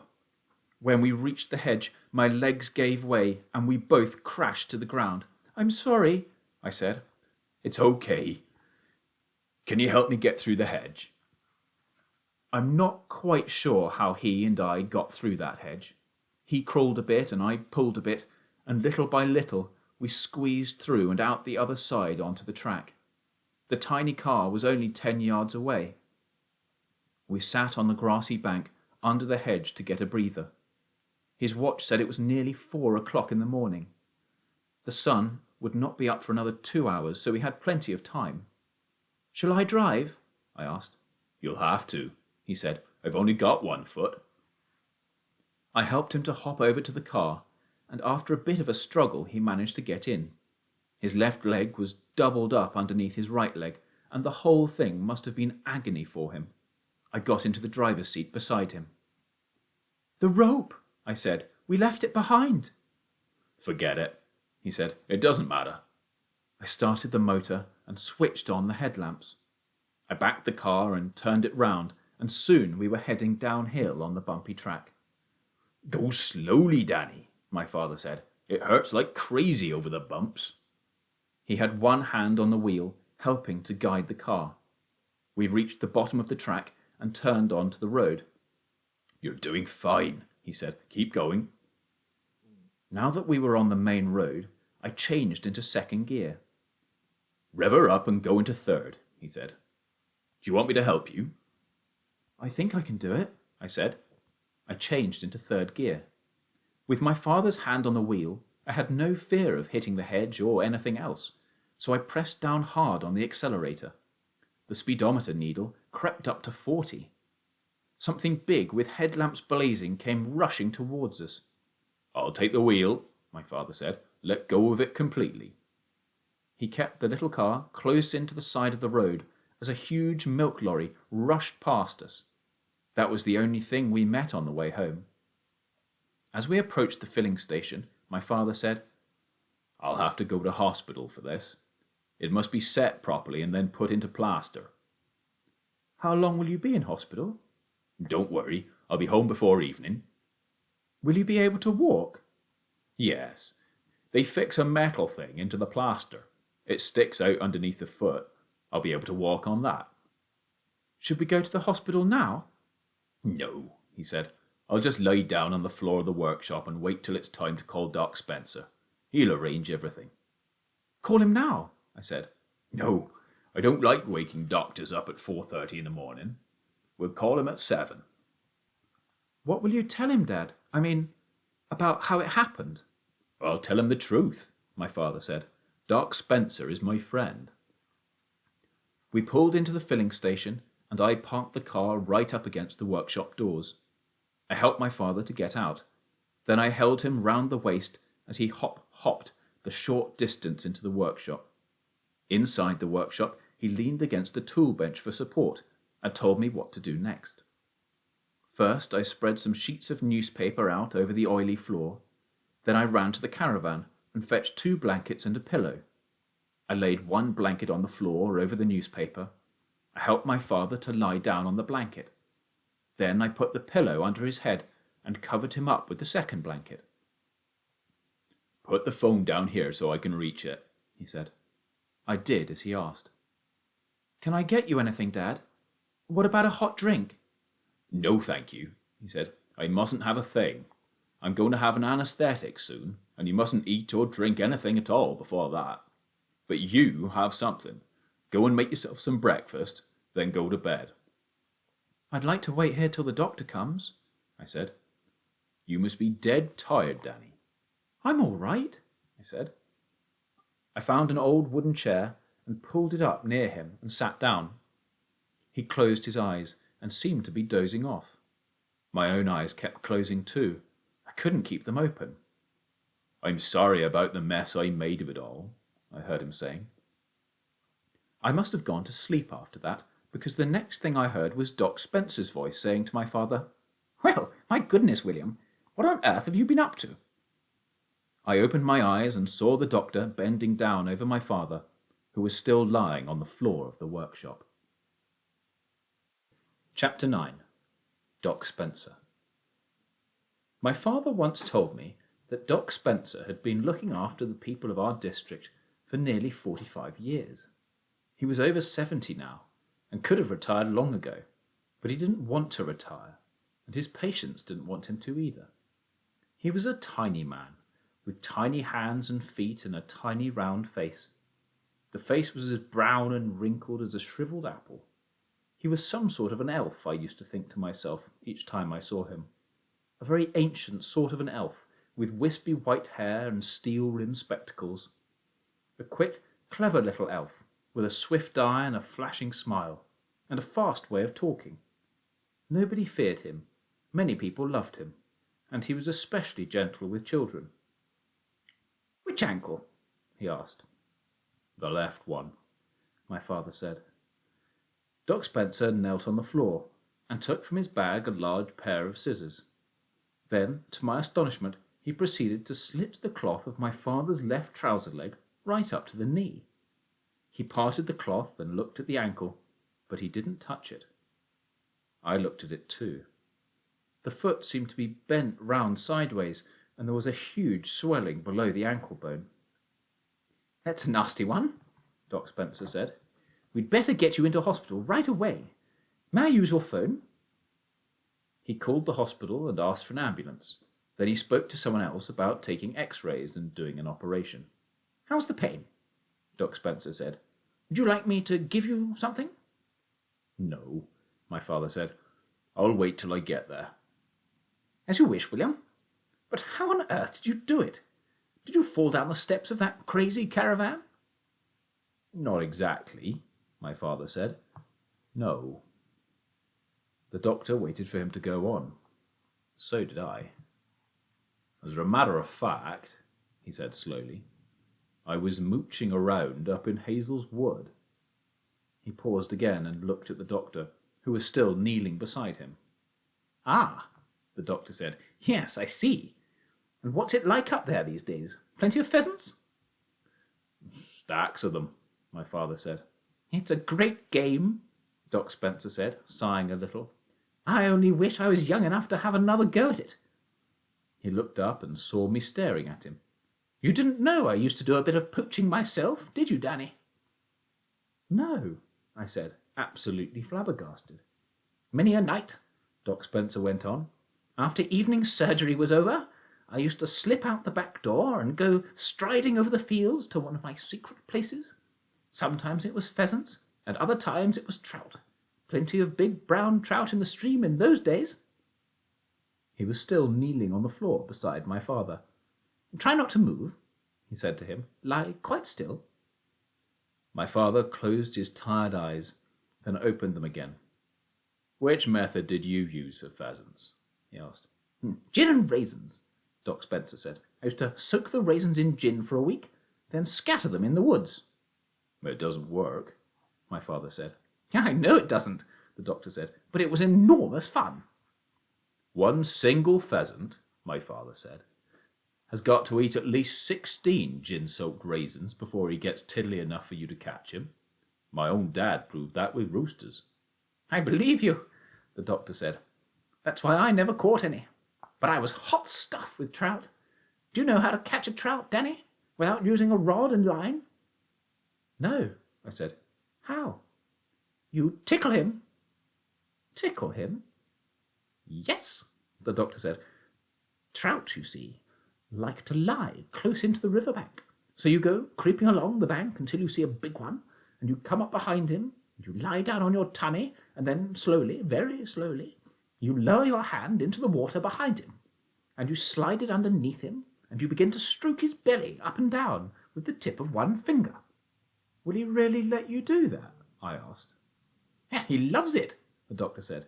"He loves it so much he sort of dozes off, and as soon as he dozes off you quickly grab hold of him and flip him out of the water onto the bank." "That works," my father said, "but only a great artist can do it. I take my hat off to you, sir." "Thank you, William," Doc Spencer said gravely. He got up off his knees and crossed over to the door of the workshop and looked out to see if the ambulance was coming. "By the way," he said over his shoulder, "what happened up there in the wood? Did you step in a rabbit hole?" "It was a slightly bigger hole than that," my father said. "What do you mean?" My father began to describe how he had fallen into the enormous pit. Doc Spencer spun round and stared down at my father. "I don't believe it," he cried. "It's perfectly true. Ask Danny." "It was deep," I said, "horribly deep." "But great heavens alive!" the little doctor shouted, jumping up and down with fury. "He can't do that. Victor Hazell can't go digging tiger traps in his woods for human beings. I've never heard of such a disgusting, monstrous thing in all my life." "It's rotten," my father said. "It's worse than that, William. It's diabolical. Do you know what this means? It means that decent folk like you and me can't even go out and have a little fun at night without risking a broken leg or arm. We might even break our necks." My father nodded. "I never did like that Victor Hazell," Doc Spencer said. "I saw him do a filthy thing once." "What?" my father asked. "He had an appointment with me at my surgery. He needed an injection of some sort. I've forgotten what. Anyway, just by chance, I was looking out of the window as he drove up to my door in his whacking great Rolls-Royce. I saw him get out, and I also saw my old dog Bertie dozing on the doorstep. And do you know what that loathsome Victor Hazell did? Instead of stepping over old Bertie, he actually kicked him out the way with his riding boot." "He didn't," my father said. "Oh, yes, he did." "What did you do?" "I left him sitting in the waiting room while I picked out the oldest, bluntest needle I could find. Then I rubbed the point of it on a nail file to make it blunter still.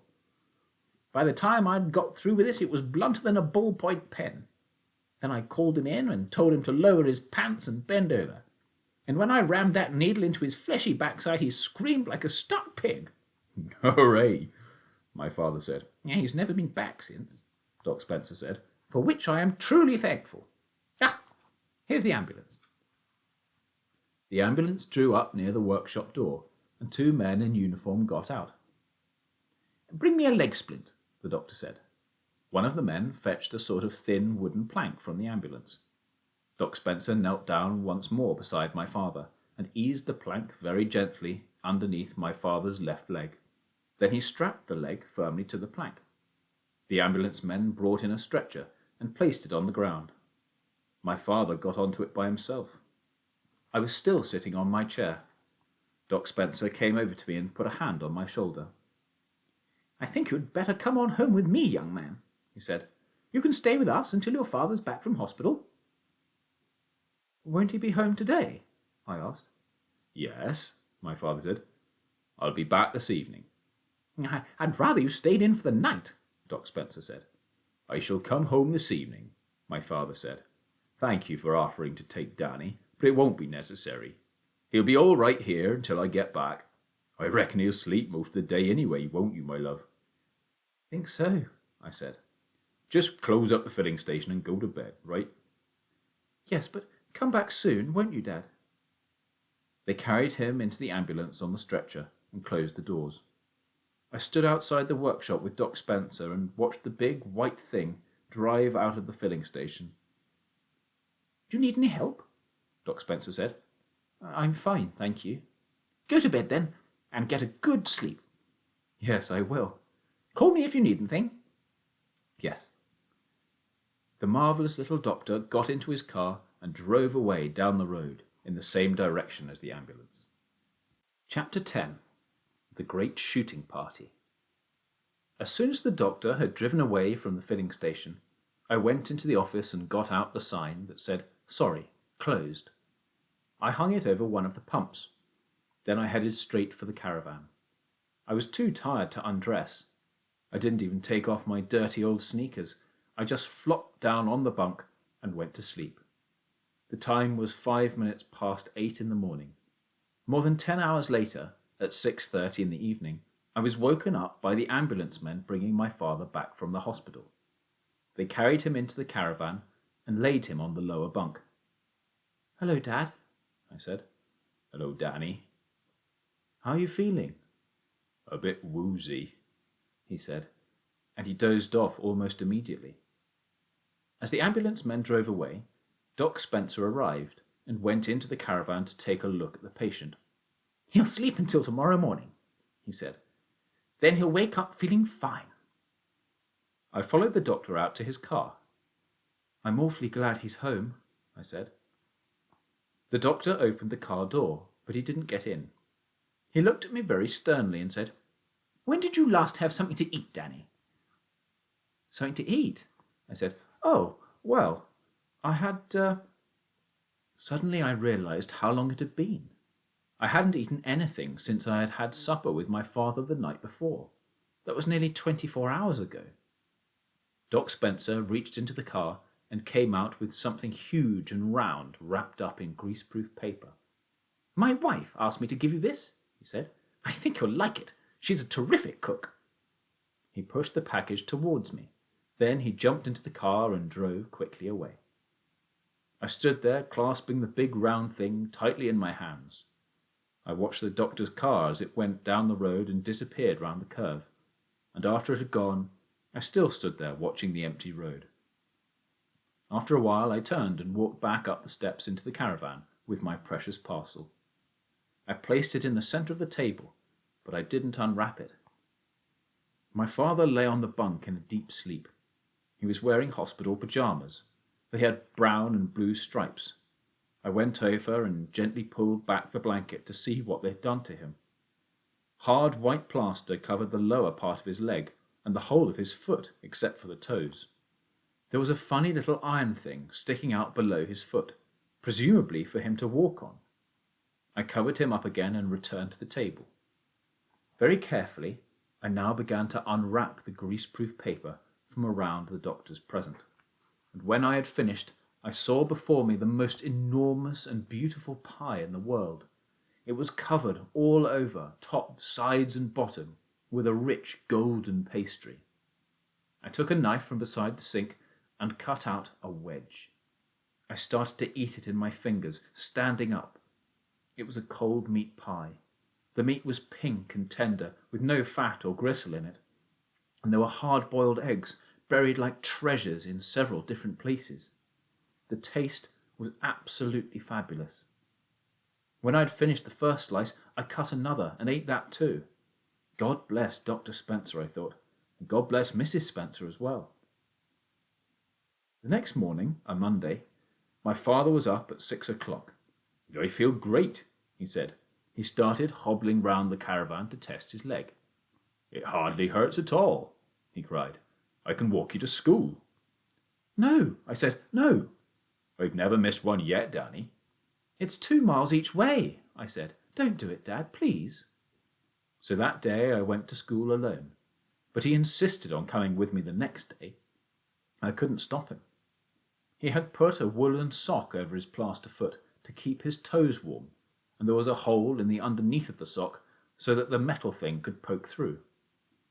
He walked a bit stiff-legged, but he moved as fast as ever, and the metal thing went clink on the road each time he put it down.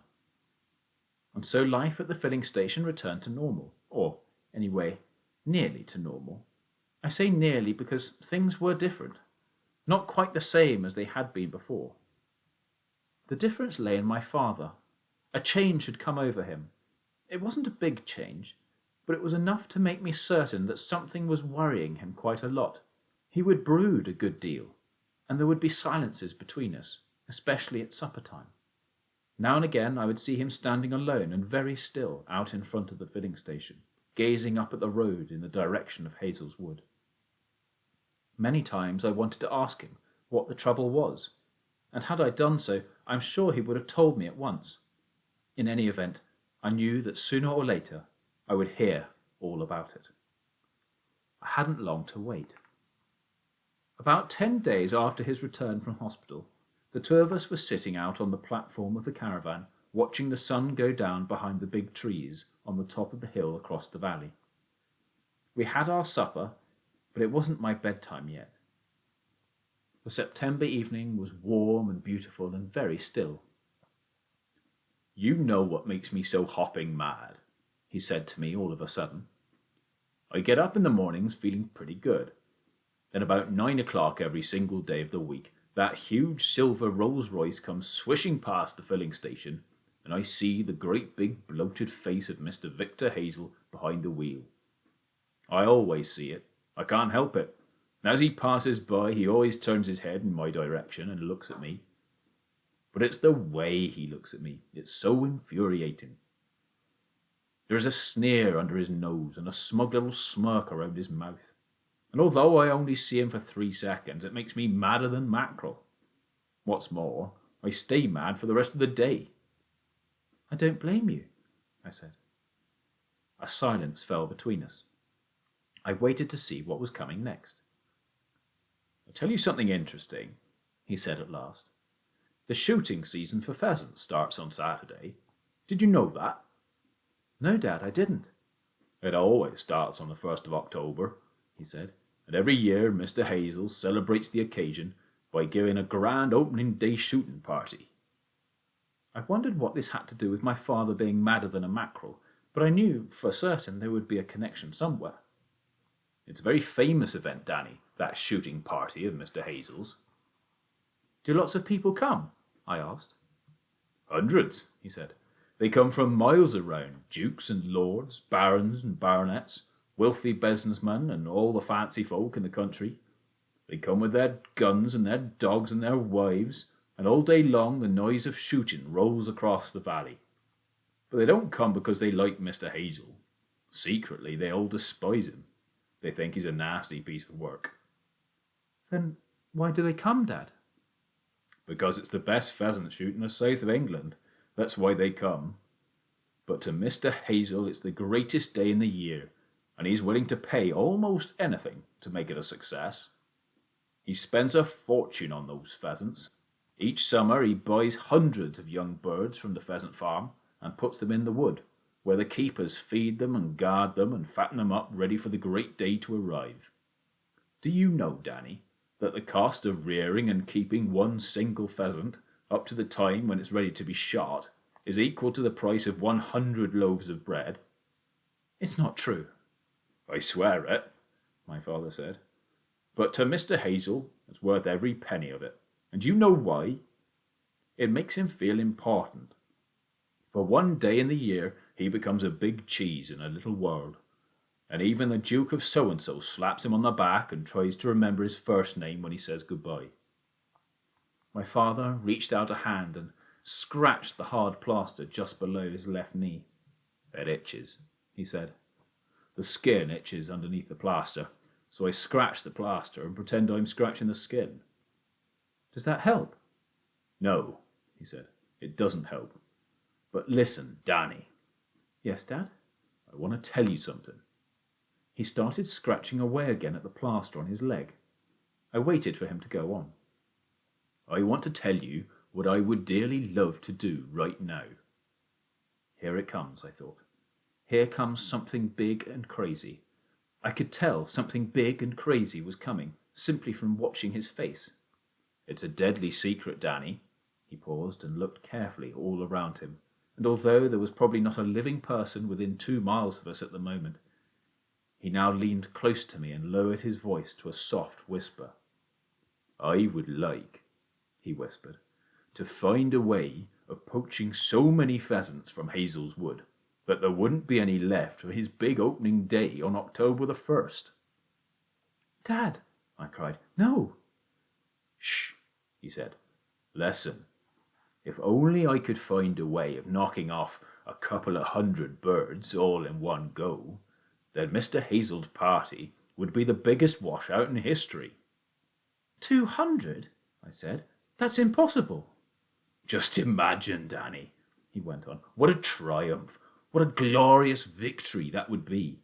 All the dukes and lords and famous men would arrive in their big cars, and Mr. Hazell would strut about like a peacock, welcoming them and saying things like, plenty of birds out there for you this year, Lord Thistlethwaite, and, my dear Sir Godfrey, this is a great season for pheasants, a great season indeed. And then out they would go, with their guns under their arms, and they would take up their positions surrounding the famous wood. And inside the wood, a whole army of hired beaters would start shouting and yelling and bashing away at the undergrowth to drive the pheasants out of the wood towards the waiting guns. And lo and behold, there wouldn't be a single pheasant to be found anywhere, and Mr. Victor Hazell's face would be redder than a boiled beetroot. Now, wouldn't that be the most fantastic, marvellous thing, if we could pull it off, Danny? My father had got himself so worked up that he rose to his feet and hobbled down the caravan steps and started pacing back and forth in front of me. Wouldn't it, though? He shouted. Wouldn't it be terrific? Yes, I said. But how? He cried. How could it be done? There's no way, Dad. It's hard enough getting just 2 birds up in those woods, let alone 200. I know that, my father said. It's the keepers that make it so difficult. How many are there? I asked. Keepers? 3. They're always around. Do they stay right through the night? No, not through the night, my father said. They go off home as soon as all the pheasants are safely up in the trees roosting. But nobody's ever discovered a way of poaching a roosting pheasant. Not even my own dad, who was the greatest expert in the world. Yeah, it's about your bedtime, he added. Off you go, and I'll come in and tell you a story. Chapter 11. The Sleeping Beauty. 5 minutes later, I was lying on my bunk in my pyjamas. My father came in and lit the oil lamp hanging from the ceiling. It was getting dark earlier now. All right, he said. What sort of story shall we have tonight? Dad, I said, wait a minute. What is it? Can I ask you something? I've just had a bit of an idea. Go on, he said. You know that bottle of sleeping pills Doc Spencer gave you when you came back from hospital? I never used them. Don't like the things. Yes, but is there a reason why those wouldn't work on a pheasant? My father shook his head sadly from side to side. Wait, I said. It's no use, Danny. No pheasant in the world is going to swallow those lousy red capsules. Surely you know that. You're forgetting the raisins, Dad. The raisins? What's that got to do with it? Now listen, I said. Please listen. We take a raisin, we soak it till it swells, then we make a tiny slit in one side of it with a razor blade. Then we hollow it out a little. Then we open up one of your red capsules and pour all the powder into the raisin. Then we get a needle and thread and very carefully we sew up the slit. Out of the corner of my eye, I saw my father's mouth slowly beginning to open. Now, I said, we have a nice clean-looking raisin chock full of sleeping pill powder, and that ought to be enough to put any pheasant to sleep. Don't you think so? My father was staring at me with a look of such wonder in his eyes that he might have been seeing a vision. Oh, my darling boy, he said softly. Oh, my sainted aunt, I do believe you've got it. Yes, I do. I do. He was suddenly so choked up with excitement that for a few seconds he couldn't say any more. He came and sat on the edge of my bunk, and there he stayed, nodding his head very slowly up and down. You really think it would work? I asked him. Yes, he said quietly. It'll work all right. With this method we could prepare 200 raisins, and all we'd have to do is scatter them around feeding grounds at sunset, and then walk away.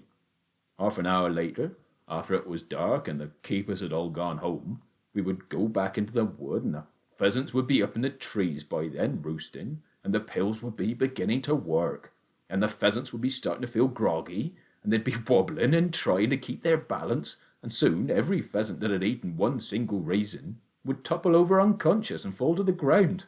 Why, they'd be dropping out of the trees like apples, and all we'd have to do is walk around picking them up. Can I do it with you, Dad? And they'd never catch us either, my father said, not hearing me. We'd simply stroll through the woods, dropping a few raisins here and there as we went, and even if they were watching us, they wouldn't notice anything. Dad, I said, raising my voice, You will let me come with you? Danny, my love, he said, laying a hand on my knee and gazing at me with eyes large and bright as 2 stars. If this thing works, it'll revolutionize poaching. Yes, Dad, but can I come with you? Come with me, he said, floating out of his dream at last.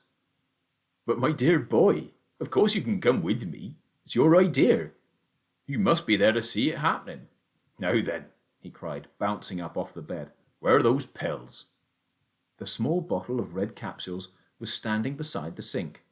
It had been there ever since my father returned from hospital. He fetched it and unscrewed the top and poured the capsules on my blanket. Let's count them, he said. We counted them together. There were exactly 50. Well, that's not enough, he said.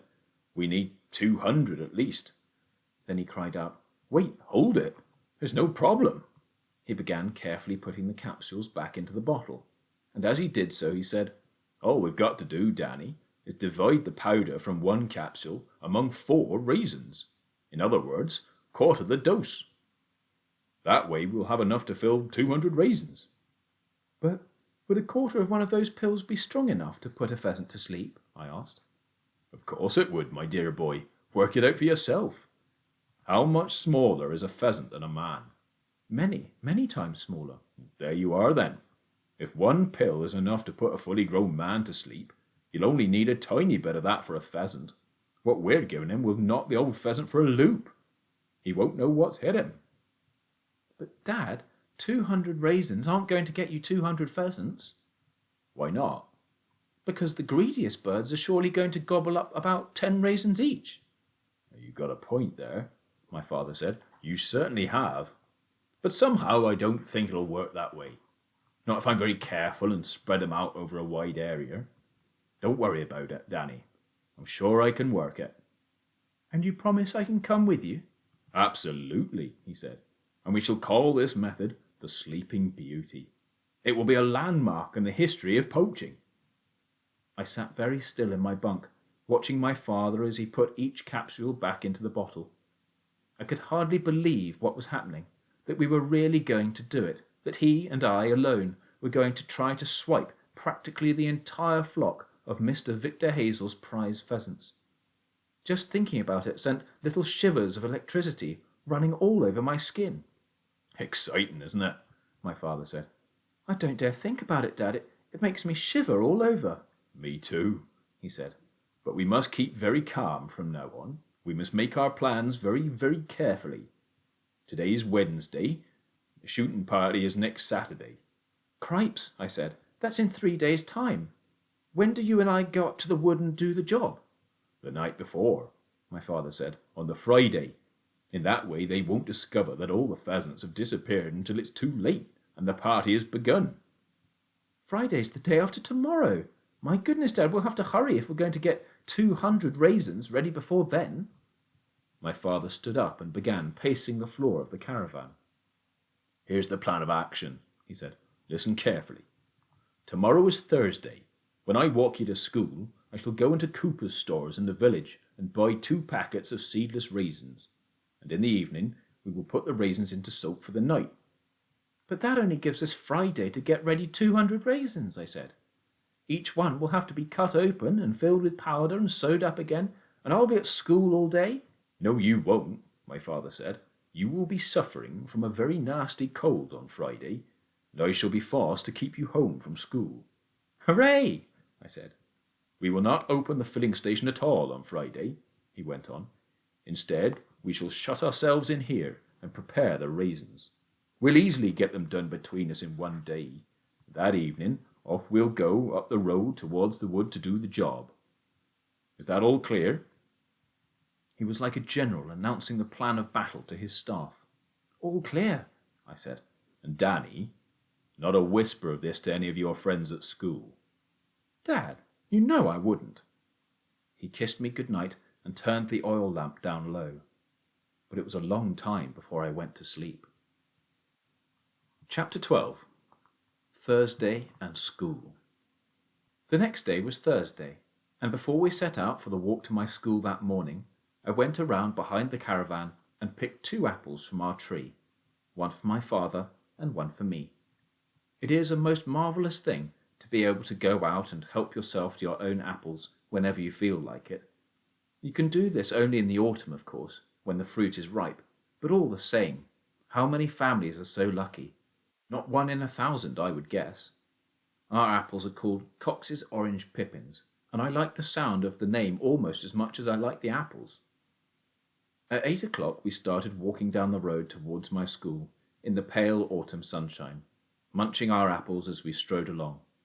Clink went my father's iron foot each time he put it down on the hard road. Clink, clink, clink. "Have you brought money to buy the raisins?" I asked. He put a hand in his trouser pocket and made the coins jingle. "Will Cooper's be open so early?" "Yes," he said. "They open at 8:30. I really loved those morning walks to school with my father. We talked practically the whole time. Mostly it was he who talked and I who listened, and just about everything he said was fascinating. He was a true countryman. The fields, the streams, the woods, and all the creatures who lived in these places were a part of his life. Although he was a mechanic by trade and a very fine one, I believe he could have become a great naturalist if only he had had a good schooling. Long ago he had taught me the names of all the trees and the wild flowers, and the different grasses that grow in the fields. All the birds, too, I could name, not only by sighting them, but by listening to their calls and their songs. In springtime we would hunt for birds' nests along the way, and when we found one, he would lift me up on his shoulders so I could peer into it and see the eggs. But I was never allowed to touch them. My father told me a nest with eggs in is one of the most beautiful things in the world. I thought so too. The nest of a song thrush, for instance, lined inside with dry mud as smooth as polished wood, and with 5 eggs of the purest blue speckled with black dots. And the skylark, whose nest we once found right in the middle of a field, in a grassy clump on the ground. It was hardly a nest at all, just a little hollow place in the grass, and in it were 6 small eggs, deep brown and white. "Why does the skylark make its nest on the ground where the cows can trample it?" I asked. "Nobody knows why," my father said, "but they always do it. Nightingales nest on the ground too. So do pheasants and partridges and grouse." On one of our walks, a weasel flashed out of the hedge in front of us, and in the next few minutes I learned a lot of things about that marvellous little creature. The bit I liked best was when my father said, "The weasel is the bravest of all animals. The mother will fight to the death to defend her own children. She will never run away, not even from a fox, which is 100 times bigger than her, and will stay beside her nest and fight the fox until she's killed." Another time, when I said, "Just listen to that grasshopper, Dad," he said, "No, that's not a grasshopper, my love. It's a cricket. And did you know that crickets have their ears in their legs?" "It's not true." "Oh, it's absolutely true. And grasshoppers have theirs in the sides of their tummies. They are lucky to be able to hear it all, because nearly all the vast hordes of insects on this earth are deaf as well as dumb, and live in a silent world." On this Thursday, on this particular walk to school, there was an old frog croaking in the stream behind the hedge as we went by. "Can you hear him, Danny?" "Yes," I said. "That is a bullfrog calling to his wife. He does it by blowing out his dewlap and letting it go with a burp."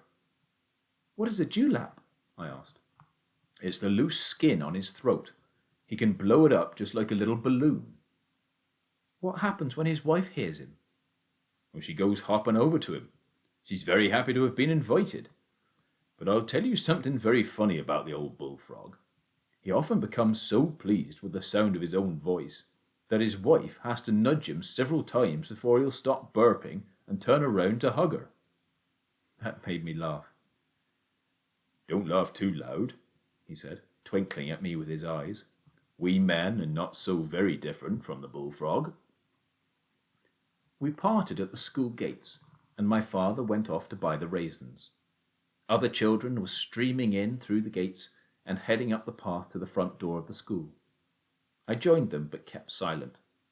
I was the keeper of a deep secret, and a careless word from me could blow the lid off the greatest poaching expedition the world would ever see. Ours was just a small village school, a squat, ugly red brick building with no upstairs rooms at all. Above the front door was a big grey block of stone cemented into the brickwork, and on the stone it said, "This school was erected in 1902 to commemorate the coronation of His Royal Highness King Edward VII." I must have read that thing 1,000 times. Every time I went in the door it hit me in the eye. I suppose that's what it was there for.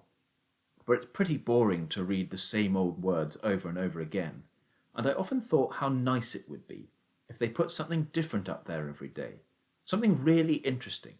My father could have done it for them beautifully. He could have written it with a bit of chalk on the smooth grey stone, and each morning it would have been something new. He would have said things like, "Did you know that the little yellow clover butterfly often carries his wife around on his back?" Another time he might have said, "The guppy has funny habits. When he falls in love with another guppy, he bites her on the bottom." And another time, "Did you know that the death's head moth can squeak?" And then again, "Birds have almost no sense of smell, but they have good eyesight, and they love red colours. The flowers they like are red and yellow, but never blue." And perhaps another time he would get out his chalk and write, "Some bees have tongues which they can unroll until they are nearly twice as long as the bee itself.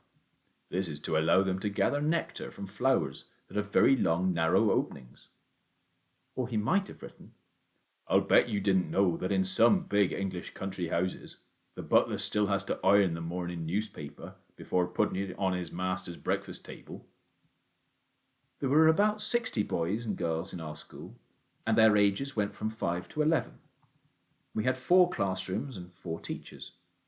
Miss Birdseye taught the kindergarten, the 5-year-olds and 6-year-olds, and she was a really nice person. She used to keep a bag of aniseed balls in the drawer of her desk, and anyone who did good work would be given 1 aniseed ball to suck right there and then during the lesson. The trick with aniseed balls is never to bite them.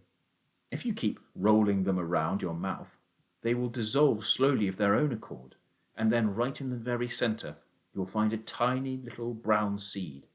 This is the aniseed itself, and when you crush it between your teeth, it has a fabulous taste. My father told me that dogs go crazy for it. When there aren't any foxes around, the huntsman will drag a bag of aniseed for miles and miles over the countryside, and the foxhounds will follow the scent because they love it so. This is known as a drag hunt. The 7 and 8-year-olds were taught by Mr. Corrado, and he was also a decent person. He was a very old teacher, probably 60 or more, but that didn't seem to stop him being in love with Miss Birdseye. We knew he was in love with her because he always gave her the best bits of meat at lunch when it was his turn to do the serving. And when she smiled at him, he would smile back at her in the soppiest way you can imagine, showing all his front teeth, top and bottom, and most of the others as well. A teacher called Captain Lancaster took the 9 and 10-year-olds, and this year that included me. Captain Lancaster, known sometimes as Lankers, was a horrid man. He had fiery carrot-coloured hair and a little clipped carroty moustache and a fiery temper. Carroty-coloured hairs were also sprouting out of his nostrils and his ear holes. He had been a captain in the army during the war against Hitler, and that was why he still called himself Captain Lancaster instead of just plain Mister. My father said it was an idiotic thing to do. There were millions of people still alive, he said, who had fought in that war, but most of them wanted to forget the whole beastly thing, especially those crummy military titles. Captain Lancaster was a violent man, and we were all terrified of him. He used to sit at his desk, stroking his carroty moustache and watching us with pale, watery blue eyes, searching for trouble. And as he sat there, he would make queer, snuffling grunts through his nose, like some dog sniffing round a rabbit hole. Mr. Snoddy, our headmaster, took the top form, the 11-year-olds, and everybody liked him. He was a small, round man with a huge scarlet nose. I felt sorry for him having a nose like that. It was so big and inflamed, it looked as though it might explode at any moment and blow him up. A funny thing about Mr. Snoddy was that he always brought a glass of water with him into class, and this he kept sipping right through the lesson. At least everyone thought it was a glass of water. Everyone, that is, except me and my best friend, Sidney Morgan. We knew differently, and this is how we found out. My father looked after Mr. Snoddy's car, and I always took his repair bills with me to school to save postage. One day during break, I went to Mr. Snoddy's study to give him a bill, and Sidney Morgan came along with me. He didn't come for any special reason, we just happened to be together at the time, and as we went in we saw Mr. Snoddy standing by his desk refilling his famous glass of water from a bottle labelled Gordon's Gin. He jumped a mile when he saw us. "You should have knocked," he said, sliding the bottle behind a pile of books. "I'm sorry, sir," I said.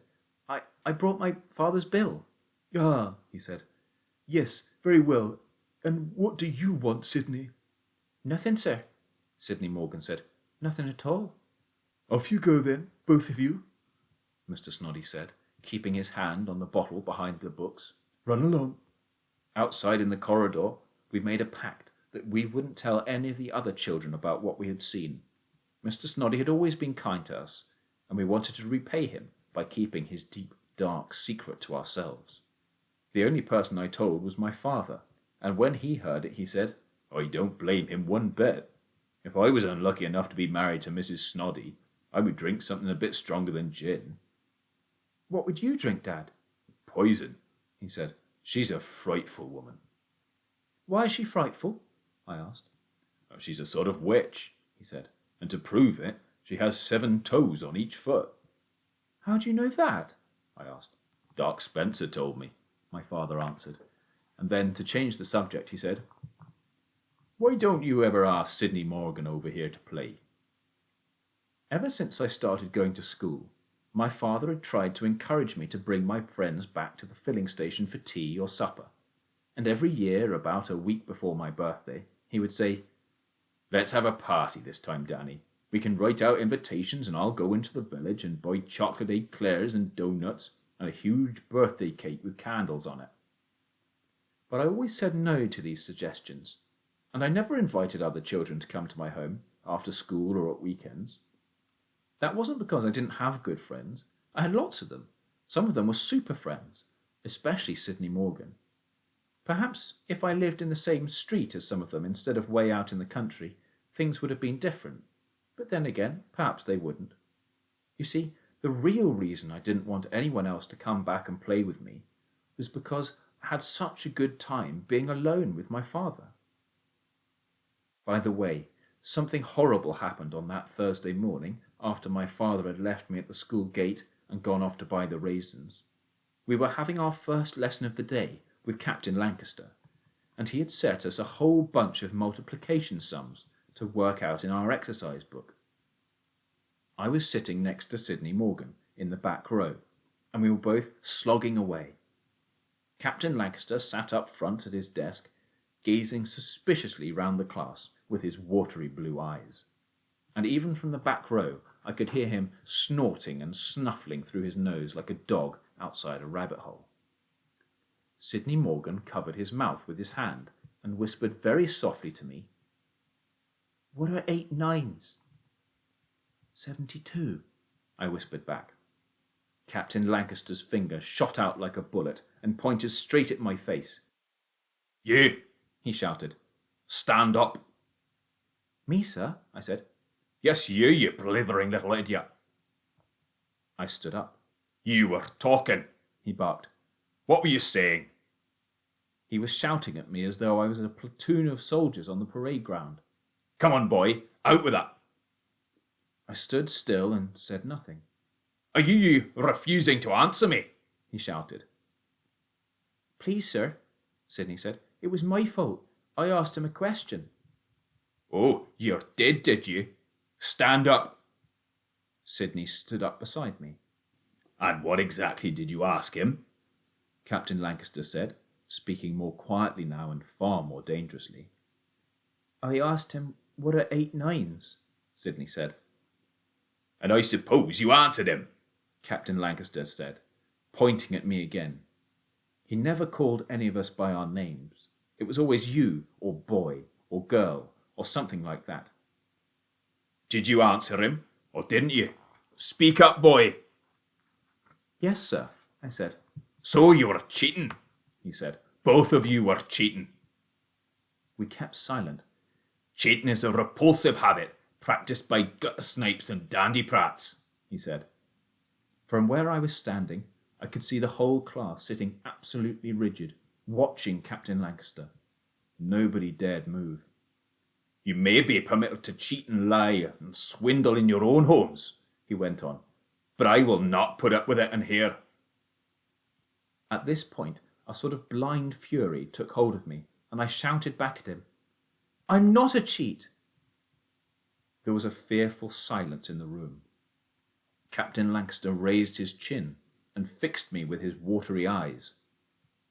You are not only a cheat, but you are insolent, he said quietly. You are a very insolent boy. Come up here, both of you. Come up here. As I stepped out from my desk and began walking up towards the front of the class, I knew exactly what was going to happen. I had seen it happen to others many times, to both boys and girls, but up until now it had never happened to me.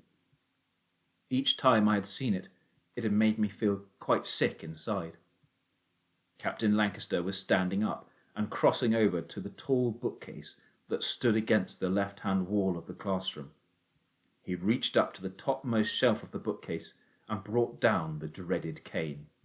It was white, this cane, as white as bone, and very long and very thin, with one end bent over into a handle like a walking stick.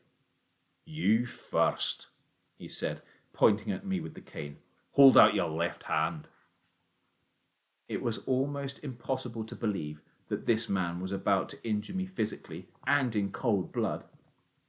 As I lifted my left hand, palm upwards, and held it there, I looked at the palm itself and the pink skin and the fortune-teller's lines running over it, and I still could not bring myself to imagine that anything was going to happen to it. The long white cane went up high in the air and came down on my hand with a crack like a rifle going off. I heard the crack first, and about 2 seconds later I felt the pain. Never had I felt a pain such as that in my whole life. It was as though someone were pressing a red-hot poker against my palm and holding it there. I remember grabbing my injured left hand with my right hand and ramming it between my legs and squeezing my legs together against it. I squeezed and squeezed as hard as I could, as if I were trying to stop the hand from falling to pieces. I managed not to cry out loud, but I couldn't keep the tears from pouring down my cheeks. From somewhere nearby, I heard another fearful swish crack, and I knew that poor Sidney had just got it as well. But oh, that fearful, searing, burning pain across my hand. Why didn't it go away? I glanced at Sidney. He was doing just the same as me, squeezing his hand between his legs and making the most awful face. Go and sit down, both of you, Captain Lancaster ordered. We stumbled back to our desks and sat down. Now get on with your work, the dreaded voice said, and let us have no more cheating, no more insolence either. The class bent their heads over their books like people in church saying their prayers. I looked at my hand. There was a long, ugly mark about 1/2 inch wide running right across the palm, just where the fingers joined the hand. It was raised up in the middle, and the raised part was pure white, with red on both sides. I moved the fingers. They moved all right, but it hurt to move them. I looked at Sidney. He gave me a quick, apologetic glance under his eyelids, then went back to his sums. When I got home from school that afternoon, my father was in his workshop. "I've bought the raisins," he said. "We will now put them into soak. Fetch me a bowl of water, Danny." I went over to the caravan and got a bowl and half filled it with water. I carried it to the workshop and put it on the bench. "Open up the packets and tip them all in," my father said. This was one of the really nice things about my father. He didn't take over and want to do everything himself. whether it was a difficult job like adjusting a carburetor in a big engine, or whether it was simply tipping some raisins into a basin. He always let me go ahead and do it myself while he watched and stood ready to help. He was watching me now as I opened the first packet of raisins. "Hey!" he cried, grabbing my left wrist. "What's happened to your hand?" "It's nothing," I said, clenching the fist. He made me open it up. The long scarlet mark lay across my palm like a burn. "Who did it?" he shouted. "Was it Captain Lancaster?" "Yes, Dad, but it's nothing." "What happened?" He was gripping my wrist so hard it almost hurt. "Tell me exactly what happened." I told him everything. He stood there holding my wrist. His face was going whiter and whiter, and I could see the fury beginning to boil up dangerously inside him. "I'll kill him," he softly whispered when I had finished. "I swear I will kill him." His eyes were blazing, and all the colour had gone from his face. I'd never seen him look like that before. "Forget it, Dad." "I will not forget it," he said. "You did nothing wrong, and he had absolutely no right to do this to you. So he called you a cheat, did he?" I nodded. He had taken his jacket from the peg on the wall and was putting it on. "Where are you going?" I asked. "I'm going straight to Captain Lancaster's house, and I'm going to beat the daylights out of him."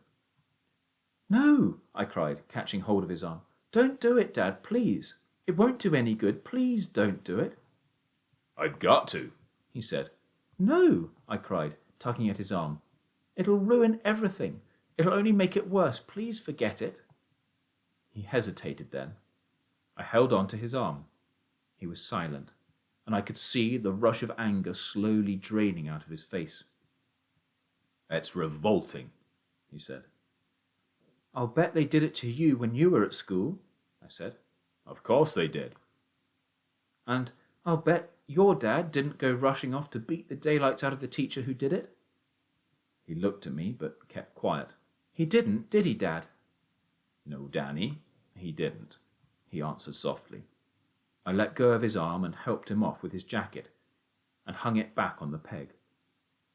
"I'm going to put the raisins in now," I said. "And don't forget that tomorrow I have a nasty cold and I won't be going to school." "Yes," he said. "That's right." "We've got 200 raisins to fill," I said. "Ah," he said. "So we have." "I hope we'll get them done in time," I said. "Does it still hurt?" he asked. "That hand?" "No," I said. "Not one bit." I think that satisfied him, and although I saw him glancing occasionally at my palm during the rest of the afternoon and evening, he never mentioned the subject again. That night he didn't tell me a story. He sat on the edge of my bunk, and we talked about what was going to happen the next day up in Hazell's wood. He got me so steamed up and excited about it. I couldn't get to sleep. I think he must have got himself steamed up almost as much, because after he had undressed and climbed into his own bunk, I heard him twisting and turning all over the place. He couldn't get to sleep either. At about 10:30, he climbed out of his bunk and put the kettle on. "What's the matter, Dad?" "Nothing," he said. "Shall we have a midnight feast?" "Yes, let's do that." He lit the lamp in the ceiling and opened a tin of tuna and made a delicious sandwich for each of us. Also hot chocolate for me and tea for him. Then we started talking about the pheasants and about Hazell's wood all over again. It was pretty late before we got to sleep. Chapter 13. Friday. When my father woke me at 6 o'clock next morning, I knew at once that this was the day of days. It was the day I longed for, and the day I dreaded. It was also the day of butterflies in the stomach, except that they were worse than butterflies. They were snakes. I had snakes in the stomach the moment I opened my eyes on that Friday morning. The first thing I did after I got dressed was to hang the "Sorry closed" notice on one of the pumps. We had a quick breakfast, then the two of us sat down together at the table in the caravan to prepare the raisins. They were plump and soft and swollen from being soaked in water, and when you nicked them with a razor blade, the skin sprang open, and the jelly stuff inside squeezed out as easily as you could wish. I slit the raisins while my father opened the capsules. He opened one at a time and poured the white powder onto a piece of paper. Then he divided it into 4 tiny piles with the blade of a knife. Each pile was carefully scooped up and put into a single raisin. A needle and black cotton finished the job. The sewing up was the hardest part, and my father did most of that. It took about 2 minutes to do one raisin from start to finish. I enjoyed it. It was fun. Your mother was wonderful at sewing things, my father said. She'd have had these raisins done in no time. I didn't say anything. I never knew quite what to say when he talked about my mother. Did you know she used to make all my clothes herself, Danny? Everything I wore. Even socks and sweaters? I asked. Yes, he said, but those were knitted, and so quickly. When she was knitting, the needles flew so fast in her fingers you couldn't see them. They were just a blur. I'd sit here in the evening watching her, and she used to talk about the children she was going to have. I shall have 3 children, she used to say. A boy for you, a girl for me, and one for good measure. There was a short silence after that. Then I said, When Mum was here, Dad, did you go out very often at night, or was it only now and then? You mean poaching? Yes. Often, he said, at least twice a week. Didn't she mind? Mind? Of course she didn't mind. She came with me. She didn't. She certainly did.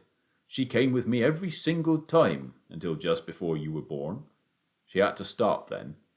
She said she couldn't run fast enough.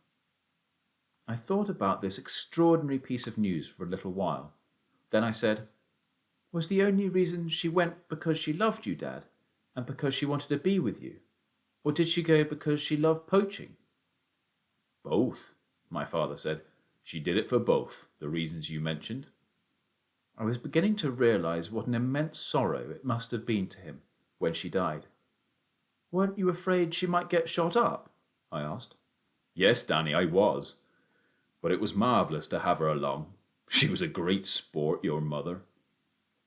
By midday, we had prepared 136 raisins.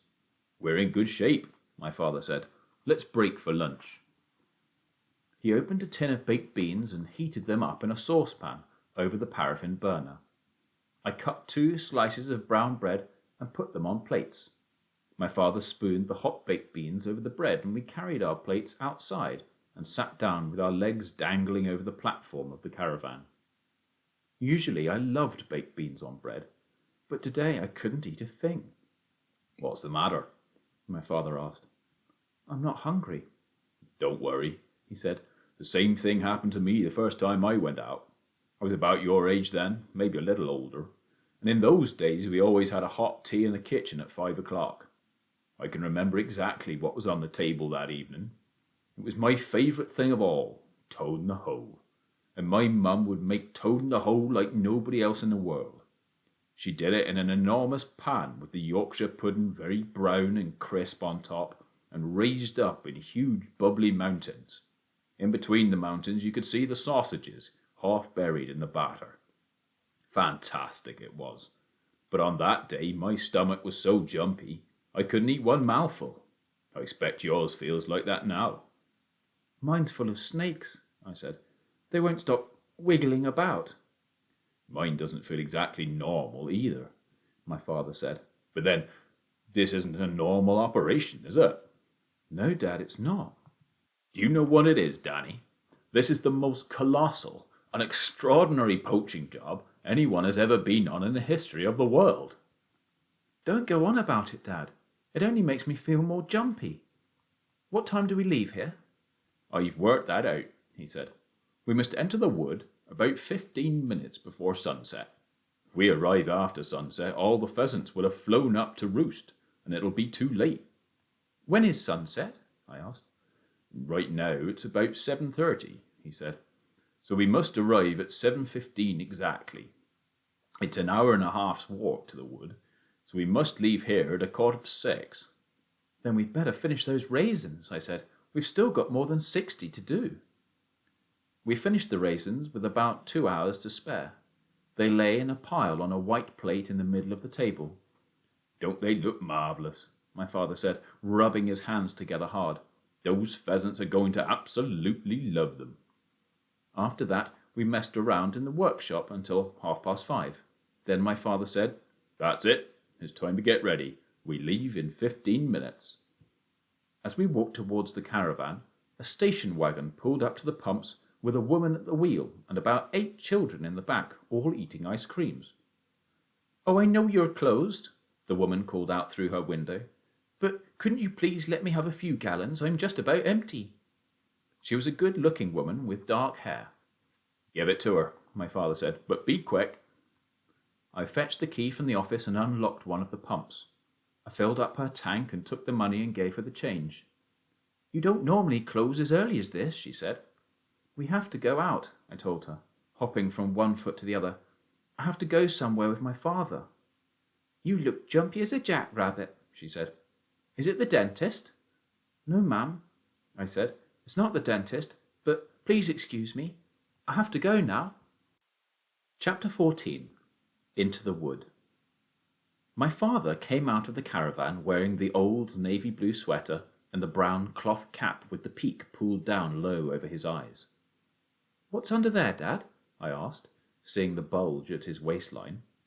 He pulled up his sweater and showed me 2 thin but very large white cotton sacks. They were bound neat and tidy round his belly. "To carry the stuff," he said darkly. "Aha." "Go and put on your sweater," he said. "It's brown, isn't it?" "Yes," I said. "That'll do, but take off those white sneakers and wear your black shoes instead."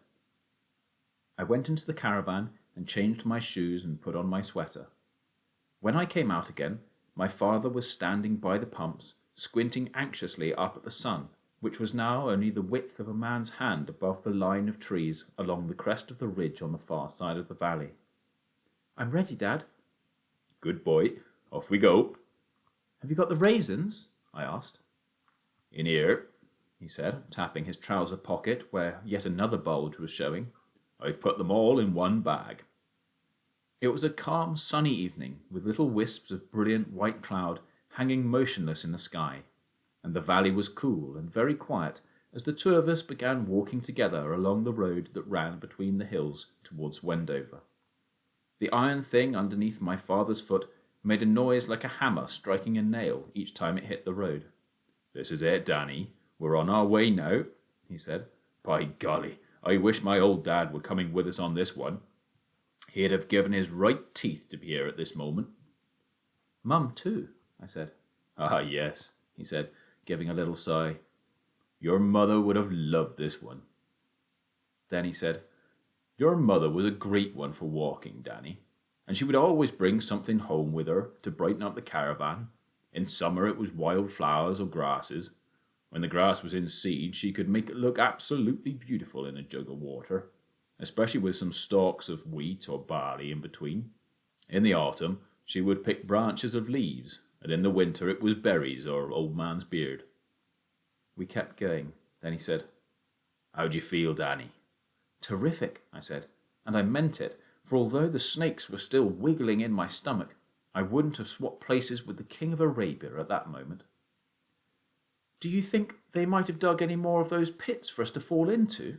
I asked. "Don't you go worrying about pits, Danny," my father said. "I'll be on the lookout for them this time.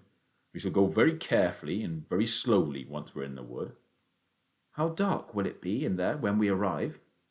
"Not too dark," he said. "Quite light, in fact." "Then how do we stop the keepers from seeing us?" "Ah," he said, "that's the fun of the whole thing. That's what it's all about. It's hide and seek. It's the greatest game of hide and seek in the world." "You mean because they've got guns?" "Well," he said, "that does add a bit of flavour to it, yes." We didn't talk much after that, but as we got closer and closer to the wood, I could see my father becoming more and more twitchy as the excitement began to build up in him. He would get hold of some awful old tune, and instead of using the words, he would go, "Tum tiddly tum tum tum tum," over and over again, and then he would get hold of another tune and go, "Pom piddly pom pom pom piddly Pom piddly-om. As he sang, he tried to keep time with the tap of his iron foot on the roadway. When he got tired of that, he said to me, I'll tell you something interesting about pheasants, Danny. The law says they're wild birds, so they only belong to you when they're on your land. Did you know that? I didn't know that, Dad. So if one of Mr. Hazell's pheasants flew over and perched on our filling station, he said, it would belong to us. No one else would be allowed to touch it. You mean even if Mr. Hazell had bought it himself as a chick? I said. Even if he had bought it and reared it in his own woods? Absolutely, my father said. Once it flies off his own land, he's lost it. Unless, of course, it flies back again. It's the same with fish. Once a trout or a salmon has swum out of your stretch of the river into someone else's, you can't very well say, hey, that's mine, I want it back, can you? Of course not, I said. But I didn't know it was like that with pheasants. It's the same with all game, my father said. Hare, deer, partridge, grouse, you name it. We'd been walking steadily for about an hour and a quarter, and we were coming to the gap in the hedge where the cart track led up the hill to the big wood where the pheasants lived. We crossed over the road and went through the gap. We walked on up the cart track, and when we reached the crest of the hill, we could see the wood ahead of us, huge and dark, with the sun going down behind the trees and little sparks of gold shining through. No talking, Danny, once we're inside, my father said. Keep very close to me and try not to go snapping any branches. 5 minutes later, we were there. The wood skirted the edge of the track on the right-hand side, with only the hedge between it and us. Come on, my father said. In we go. He slipped through the hedge on all fours, and I followed. It was cool and murky inside the wood. No sunlight came in at all. My father took me by the hand, and together we started walking forward between the trees. I was very grateful to him for holding my hand. I had wanted to take hold of his the moment we entered the wood, but I thought he might disapprove. My father was very tense. He was picking his feet up high and putting them down gently on the brown leaves. He kept his head moving all the time, the eyes sweeping slowly from side to side, searching for danger. I tried doing the same, but soon I began to see a keeper behind every tree, so I gave it up. We went on like this for maybe 4 or 5 minutes, going slowly deeper and deeper into the wood. Then a large patch of sky appeared ahead of us in the roof of the forest, and I knew that this must be the clearing. My father had told me that the clearing was the place where the young birds were introduced into the wood in early July, where they were fed and watered and guarded by the keepers, and where many of them stayed from force of habit until the shooting began. There's always plenty of pheasants in the clearing, my father had said. And keepers, Dad? Yes, he said, but there's thick bushes all round, and that helps. The clearing was about 100 yards ahead of us. We stopped behind a big tree while my father let his eyes travel very slowly all round.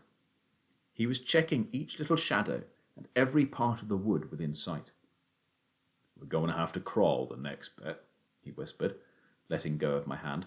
Keep close behind me all the time, Danny, and do exactly as I do. If you see me lie flat on my face, you do the same, right? Right, I whispered back. Off we go, then. This is it. My father got down on his hands and knees and started crawling. I followed. He moved surprisingly fast on all fours, and I had quite a job to keep up with him. Every few seconds he would glance back at me to see if I was all right, and each time he did so I gave him a nod and a smile. We crawled on, and then at last we were kneeling safely behind a big clump of bushes right on the edge of the clearing. My father was nudging me with his elbow and pointing through the branches at the pheasants. The place was absolutely stiff with them. There must have been at least 200 huge birds strutting around among the tree stumps. You see what I mean? He whispered.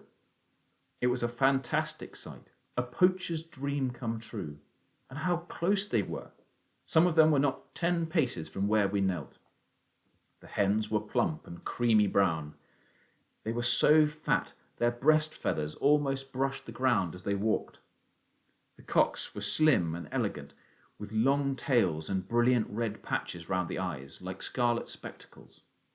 I glanced at my father. His face was transfixed in ecstasy. The mouth was slightly open, the eyes were sparkling bright as they stared at the pheasants. "There's a keeper," he said softly. I froze. At first I didn't even dare to look. "Over there," my father whispered. I mustn't move, I told myself, not even my head. "Look carefully," my father whispered. "Over the other side, by that big tree." Slowly I swiveled my eyeballs in the direction he indicated. Then I saw him. "Dad," I whispered. "Don't move now, Danny. Stay well down." "Yes, but Dad." "It's all right. He can't see us." We crouched close to the ground, watching the keeper. He was a smallish man with a cap on his head and a big, double-barreled shotgun under his arm. He never moved. He was like a little post standing there. "Should we go?" I whispered. The keeper's face was shadowed by the peak of his cap, but it seemed to me he was looking straight at us. "Should we go, Dad?" "Hush," my father said. Slowly, never taking his eyes from the keeper, he reached into his pocket and brought out a single raisin. He placed it in the palm of his right hand, and then, quickly, with a little flick of the wrist, he threw the raisin high into the air. I watched it as it went sailing over the bushes, and I saw it land within a yard of 2 hen birds standing beside an old tree stump.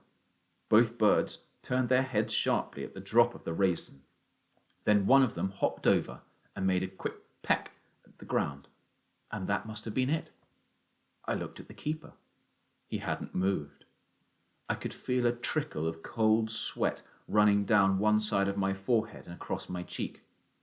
I didn't dare lift a hand to wipe it away. My father threw a second raisin into the clearing, then a third, and a fourth, and a fifth. It takes guts to do that, I thought. Terrific guts. If I'd been alone, I would never have stayed there for 1 second. But my father was in a sort of poacher's trance. For him, this was it. This was the moment of danger, the biggest thrill of all.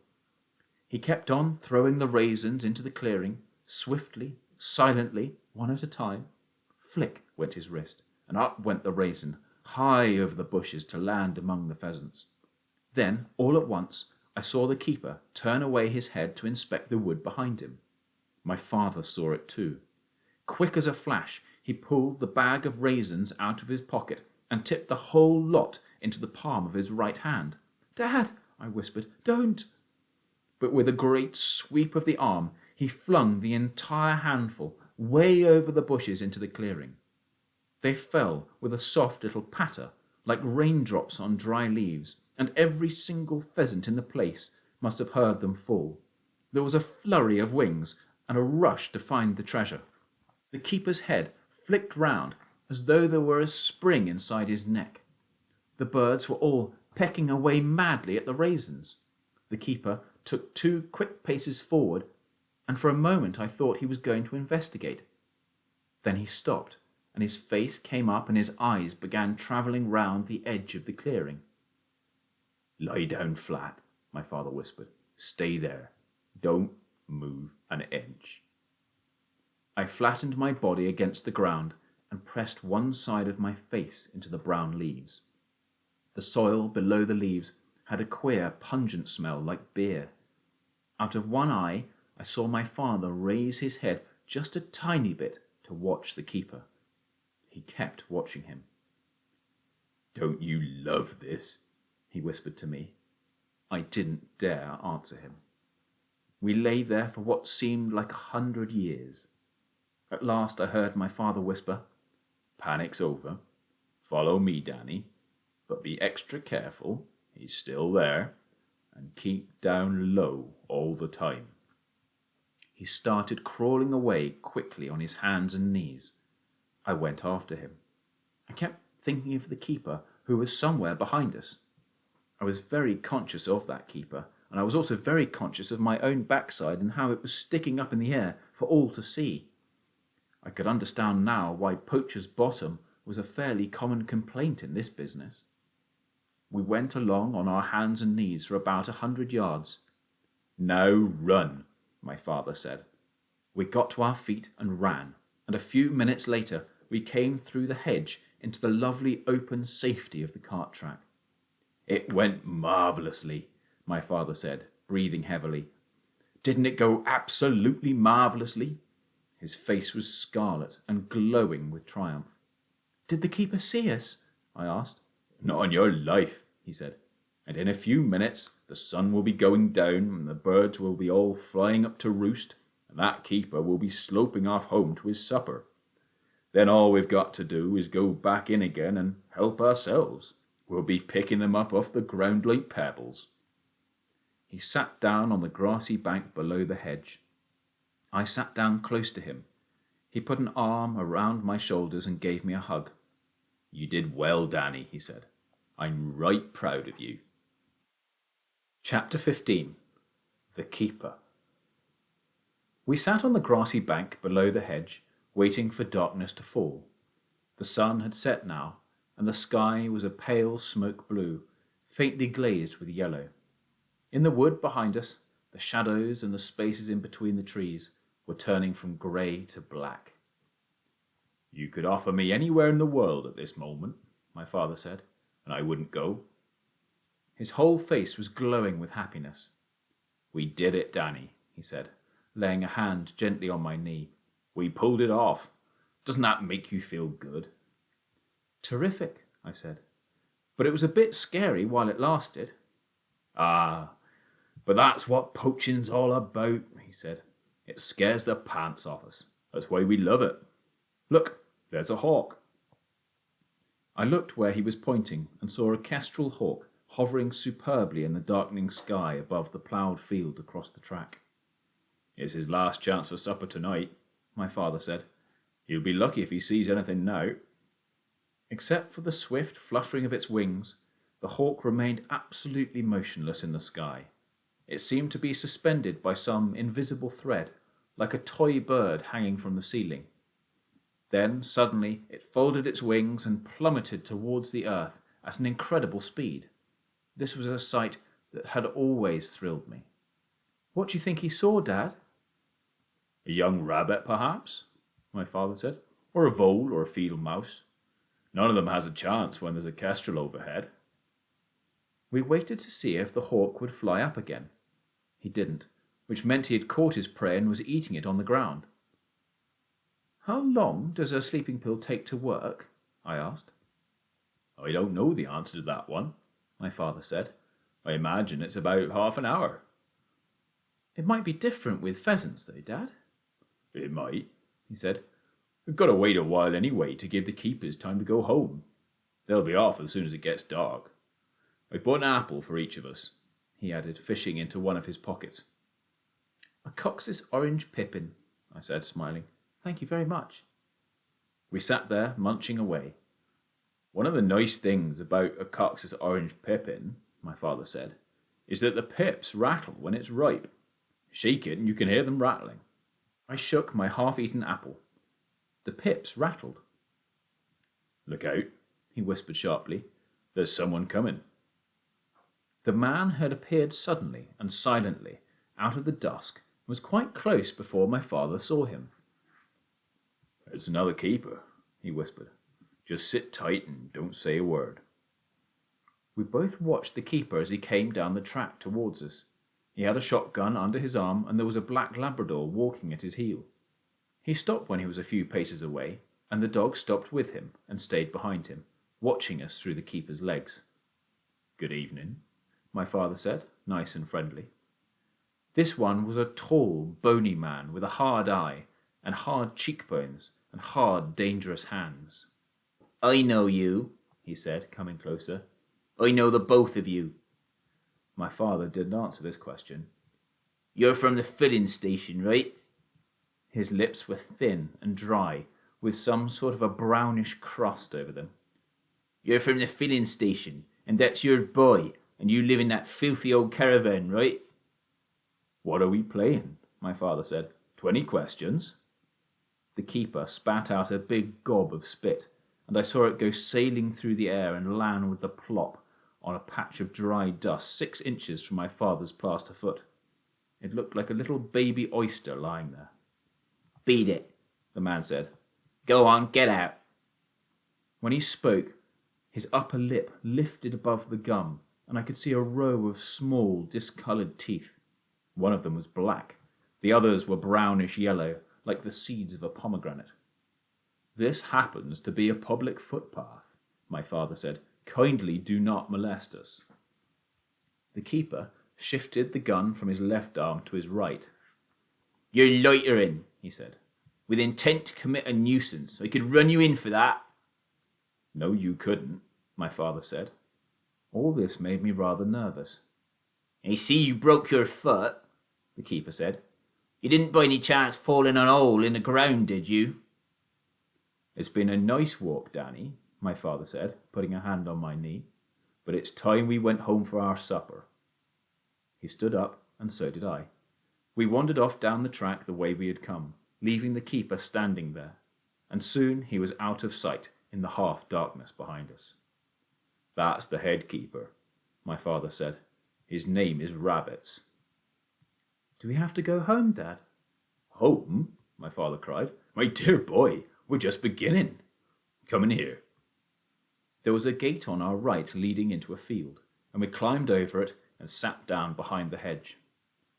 "Mr. Rabbits is also due for his supper," my father said. "You mustn't worry about him." We sat quietly behind the hedge, waiting for the keeper to walk past us on his way home. A few stars were showing, and a bright 3/4 moon was coming up over the hills behind us in the east. "We will have to be careful of that dog," my father said. "When they come by, hold your breath and don't move a muscle."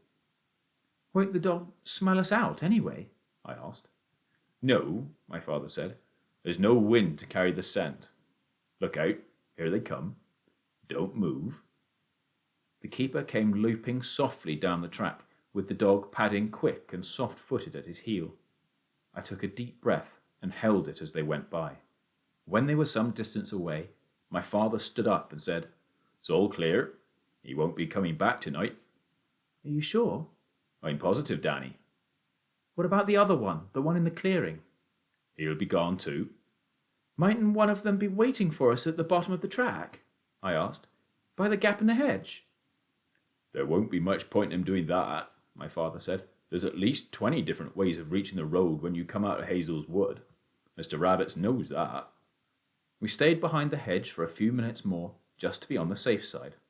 "Isn't it a marvellous thought, though, Danny," my father said, "that there's about 200 pheasants at this very moment roosting up there in those trees, and already they're beginning to feel groggy.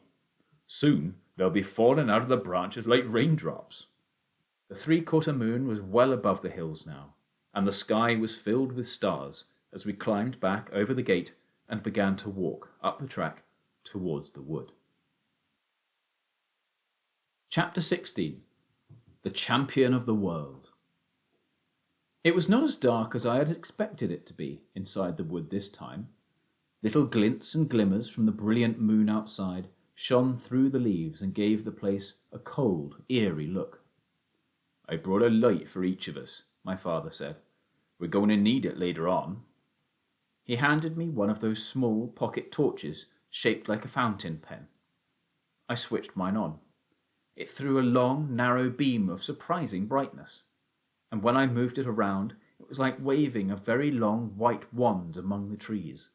I switched it off. We started walking back towards the clearing where the pheasants had eaten the raisins. "This," my father said, "will be the first time in the history of the world that anyone has even tried to poach roosting pheasants. Isn't it marvellous, though, to be able to walk around without worrying about keepers?" "You don't think Mr. Rabbits might have sneaked back again just to make sure?" "Never," my father said. "He's gone home to his supper." I couldn't help thinking that if I had been Mr. Rabbit, and if I had seen 2 suspicious-looking characters lurking just outside my precious pheasant wood, I certainly would not have gone home to my supper. My father must have sensed my fears, because once again he reached out and took my hand in his.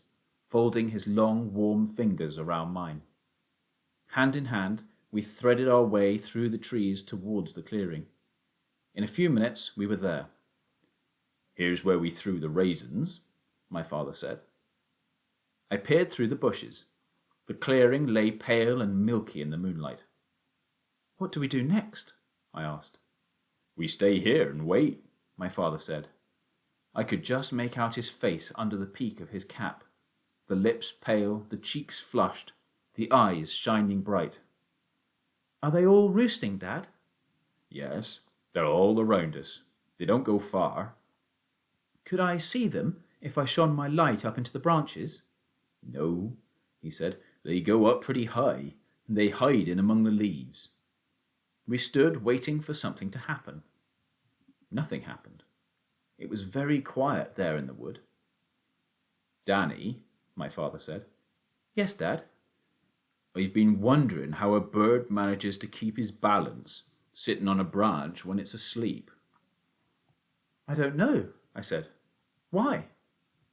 "It's very peculiar," he said. "What's peculiar?" "Well, it's peculiar that a bird doesn't topple off its perch as soon as it goes to sleep. After all, if we were sitting on a branch and we went to sleep, we would fall off at once, wouldn't we?" "Birds have claws and long toes, Dad. I expect they hold on with those." "I know that, Danny, but I still don't understand why the toes keep gripping their perch once the bird is asleep. Surely everything goes limp when you fall asleep." I waited for him to go on. "I was just thinking," he said, "that if a bird can keep its balance when it's asleep, then surely there isn't any reason why the pills should make it fall down." "It's doped," I said. "Surely it will fall down if it's doped." "But isn't that simply a deeper sort of sleep?" he said. "Why should we expect it to fall down just because it's in a deeper sleep?" There was a gloomy silence. "I should have tested it with roosters," my father added. Suddenly the blood seemed to have drained right out of his cheeks. His face was so pale, I thought he might be going to faint. "My dad would have tested it with roosters before he did anything else," he said. At that moment there came a soft thump from the wood behind us. "What was that?" I asked. "Shh!" We stood listening. Thump. "There's another," I said. It was a deep, muffled sound, as though a bag of sand had been dropped to the ground. Thump. "They're pheasants!" I cried. "Wait, they must be pheasants, Dad." Thump, thump. "You might be right, Danny." We switched on our torches and ran towards the sounds. "Where are they?" my father said. "Over here, Dad. 2 of them were over here." "I thought they were this way. Keep looking, they can't be far." We searched for about a minute. "Here's one," my father called. When I got to him, he was holding a magnificent cockbird in both hands. We examined it closely with our torches. "It's doped to high heaven," my father said. "It won't wake up for a week." Thump. "There's another," I cried. Thump, thump. "2 more," my father yelled. Thump, Thump, thump, thump. "Jeepers," my father said. Thump, thump, thump, thump, thump, thump. All around us, the pheasants were starting to rain down out of the trees. We began rushing around madly in the dark, sweeping the ground with our torches. Thump, thump, thump. This lot fell almost on top of me. I was right under the tree as they came down, and I found all 3 of them immediately. 2 cocks and a hen. They were limp and warm, the feathers wonderfully soft in the hand. "Where shall I put them, Dad?" I called out. "Lay them down here, Danny. Just pull them up here where it's light." My father was standing on the edge of the clearing with the moonlight streaming down all over him and a great bunch of pheasants in each hand. His face was bright, his eyes big and bright and wonderful, and he was staring around him like a child who has just discovered the whole world is made of chocolate. Thump, thump, thump. "It's too many," I said. "It's beautiful," he cried. He dumped the birds he was carrying and ran off to look for more. Thump, thump, thump, thump, thump. It was easy to find them now. There were 1 or 2 lying under every tree. I quickly collected 6 more, 3 in each hand, and ran back and dumped them with the others, then 6 more, then 6 more after that, and still they kept falling. My father was in a whirl of excitement now, dashing about like a mad ghost under the trees. I could see the beam of his torch waving around in the dark, and every time he found a bird he gave a great yelp of triumph. Thump, thump, thump. "Hey, Danny," he shouted. "Yes, I'm over here. What is it, Dad?" "What do you think the great Mr. Victor Hazell would say if he could see this?" "Don't talk about it," I said. For 3 or 4 minutes, the pheasants kept on falling. Then suddenly they stopped. "Keep searching," my father shouted. "There's plenty more on the ground." "Dad," I said, "don't you think we ought to get out while the going's good?" "Never," he shouted. "Not in your life." We went on searching. Between us we looked under every tree within 100 yards of the clearing, north, south, east and west, and I think we found most of them in the end. At the collecting point there was a pile of pheasants as big as a bonfire. "It's a miracle," my father was saying. "It's an absolute miracle." He was staring at them in a kind of trance. "Shouldn't we just take about 6 each and get out quick?" I said. "I would like to count them, Danny." "Dad, not now." "I must count them." "Can't we do that later?" 1, 2, 3, 4. He began counting them very carefully, picking up each bird in turn and laying it carefully to one side. The moon was directly overhead now, and the whole clearing was brilliantly lit up. I felt as though I was standing in the glare of powerful headlamps. 117, 118, 119, 120, he cried. "It's an all-time record." He looked happier than I had ever seen him in his life. "The most my dad ever got was 15, and he was drunk for a week afterwards," he said. "But this, my dear boy, is an all-time world record." "I expect it is," I said. "And you did it, Danny. The whole thing was your idea in the first place." "I didn't do it, Dad." "Oh, yes, you did. And you know what that makes you, my dear boy? It makes you the champion of the world." He pulled up his sweater and unwound the 2 big cotton sacks from round his belly. "Here's yours," he said, handing one of them to me. "Fill it up quick." The light of the moon was so strong I could read the print across the front of the sack. J.W. Crump, it said. Keston Flour Mills, London, SW17. "You don't think that keeper with the brown teeth is watching us this very minute from behind a tree?" I said. "No chance," my father said. "If he's anywhere, he'll be down at the filling station waiting to catch us coming home with the loot." We started loading the pheasants into the sacks. They were soft and floppy-necked, and the skin underneath the feathers was still warm. "We can't possibly carry this lot all the way home," I said. "Of course not. There'll be a taxi waiting for us on the track outside the wood." "A taxi?" I said. "My dad always made use of a taxi on a big job," he said. "Why a taxi, for heaven's sake?"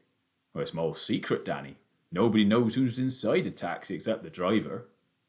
"Which driver?" I asked. "Charlie Kinch.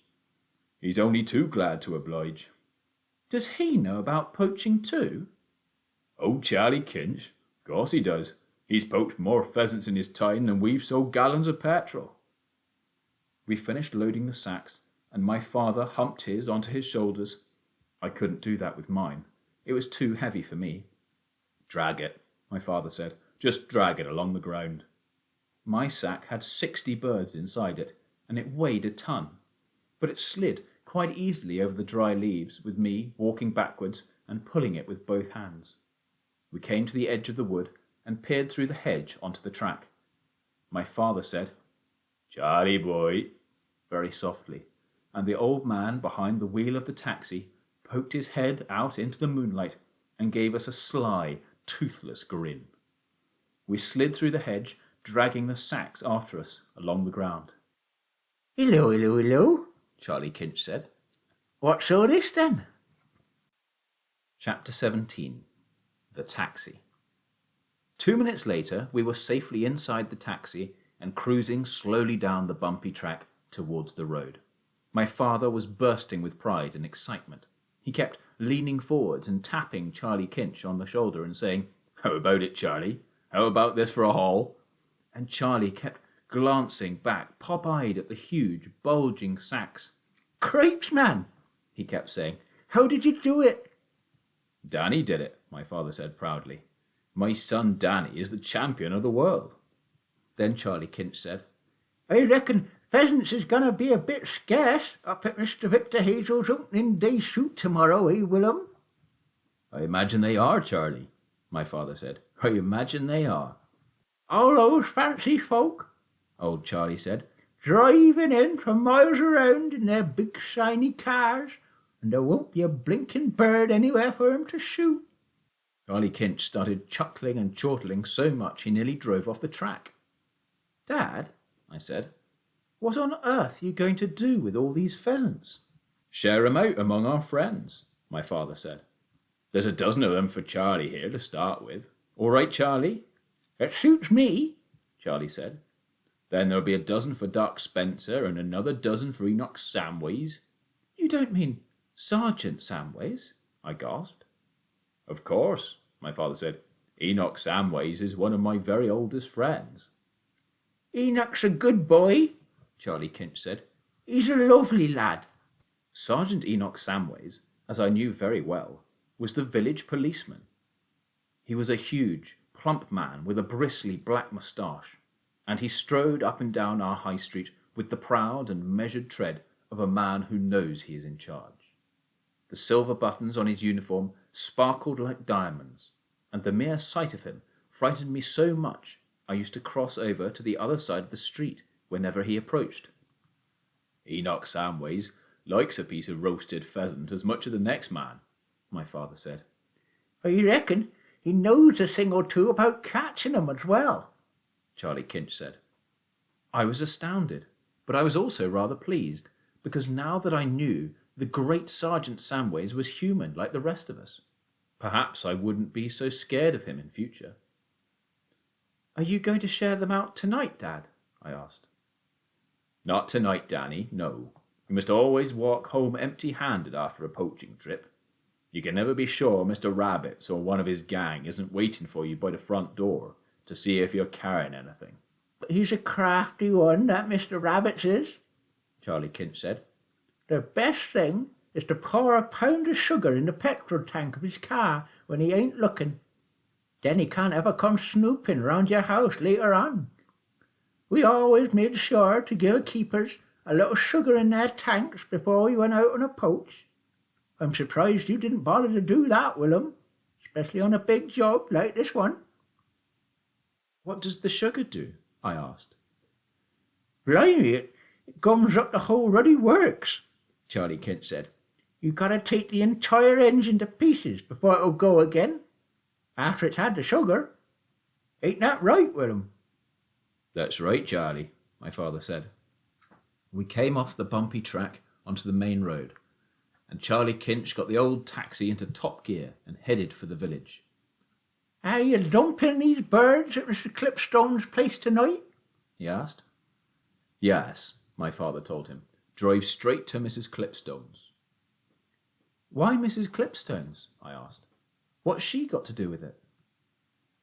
"Mrs. Clipstone delivers everyone's pheasants," my father said. "Haven't I told you that?" "No, Dad, you haven't," I said, aghast. I was now more stunned than ever. Mrs. Grace Clipstone was the wife of the Reverend Lionel Clipstone, the local vicar. "Always choose a respectable woman to deliver your pheasants," my father announced. "That's right, Charlie, isn't it?"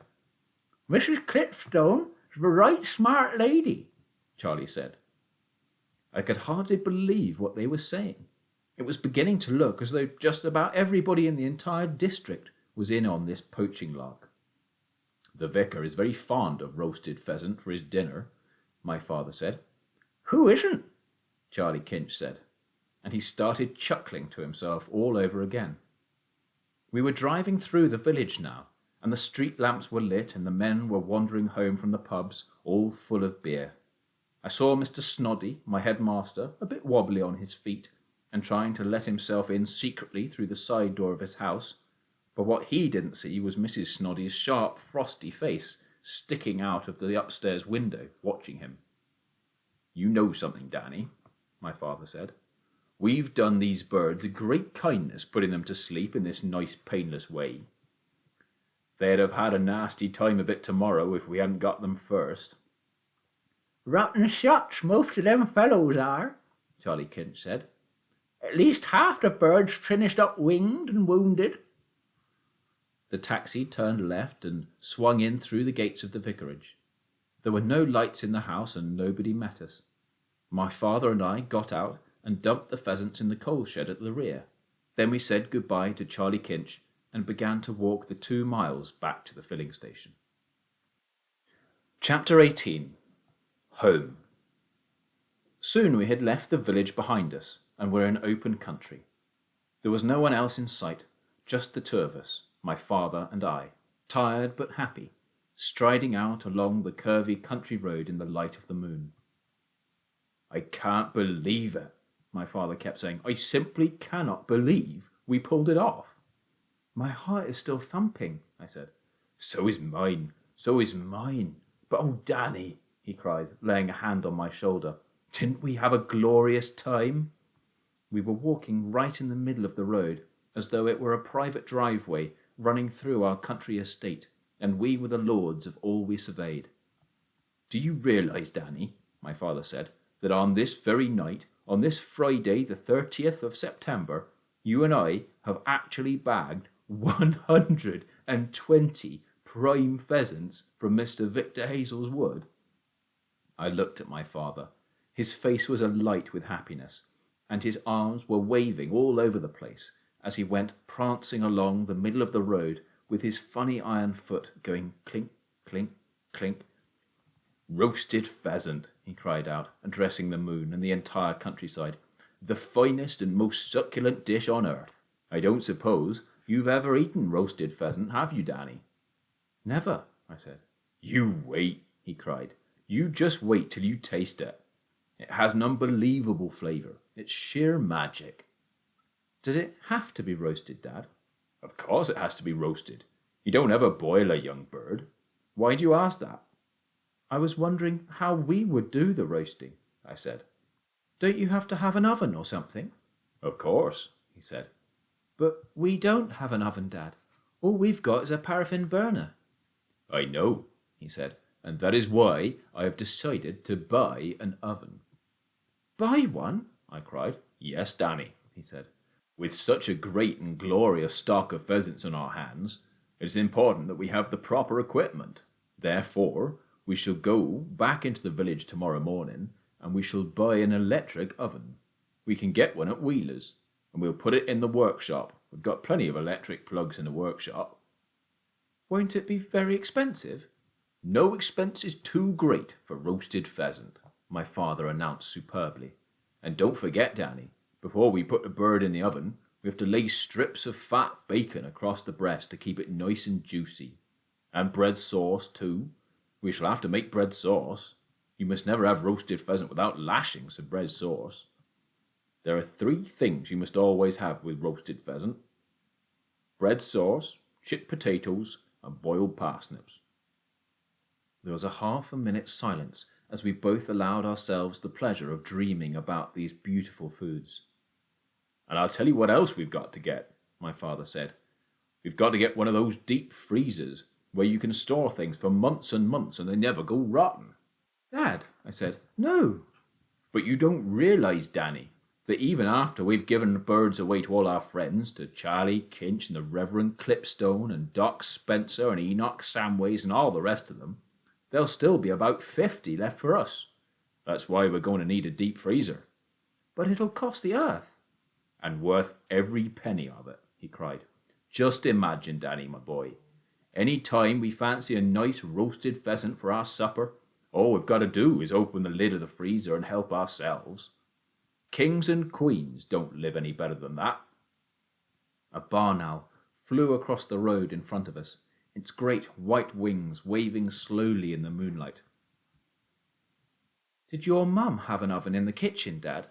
I asked, "when you were a boy?" She had something better than an oven, he said. It was called a cooker. It was a great big long black thing, and we used to stoke it up with coal and keep it going 24 hours a day. It never went out, and if we didn't have any coal, we used bits of wood.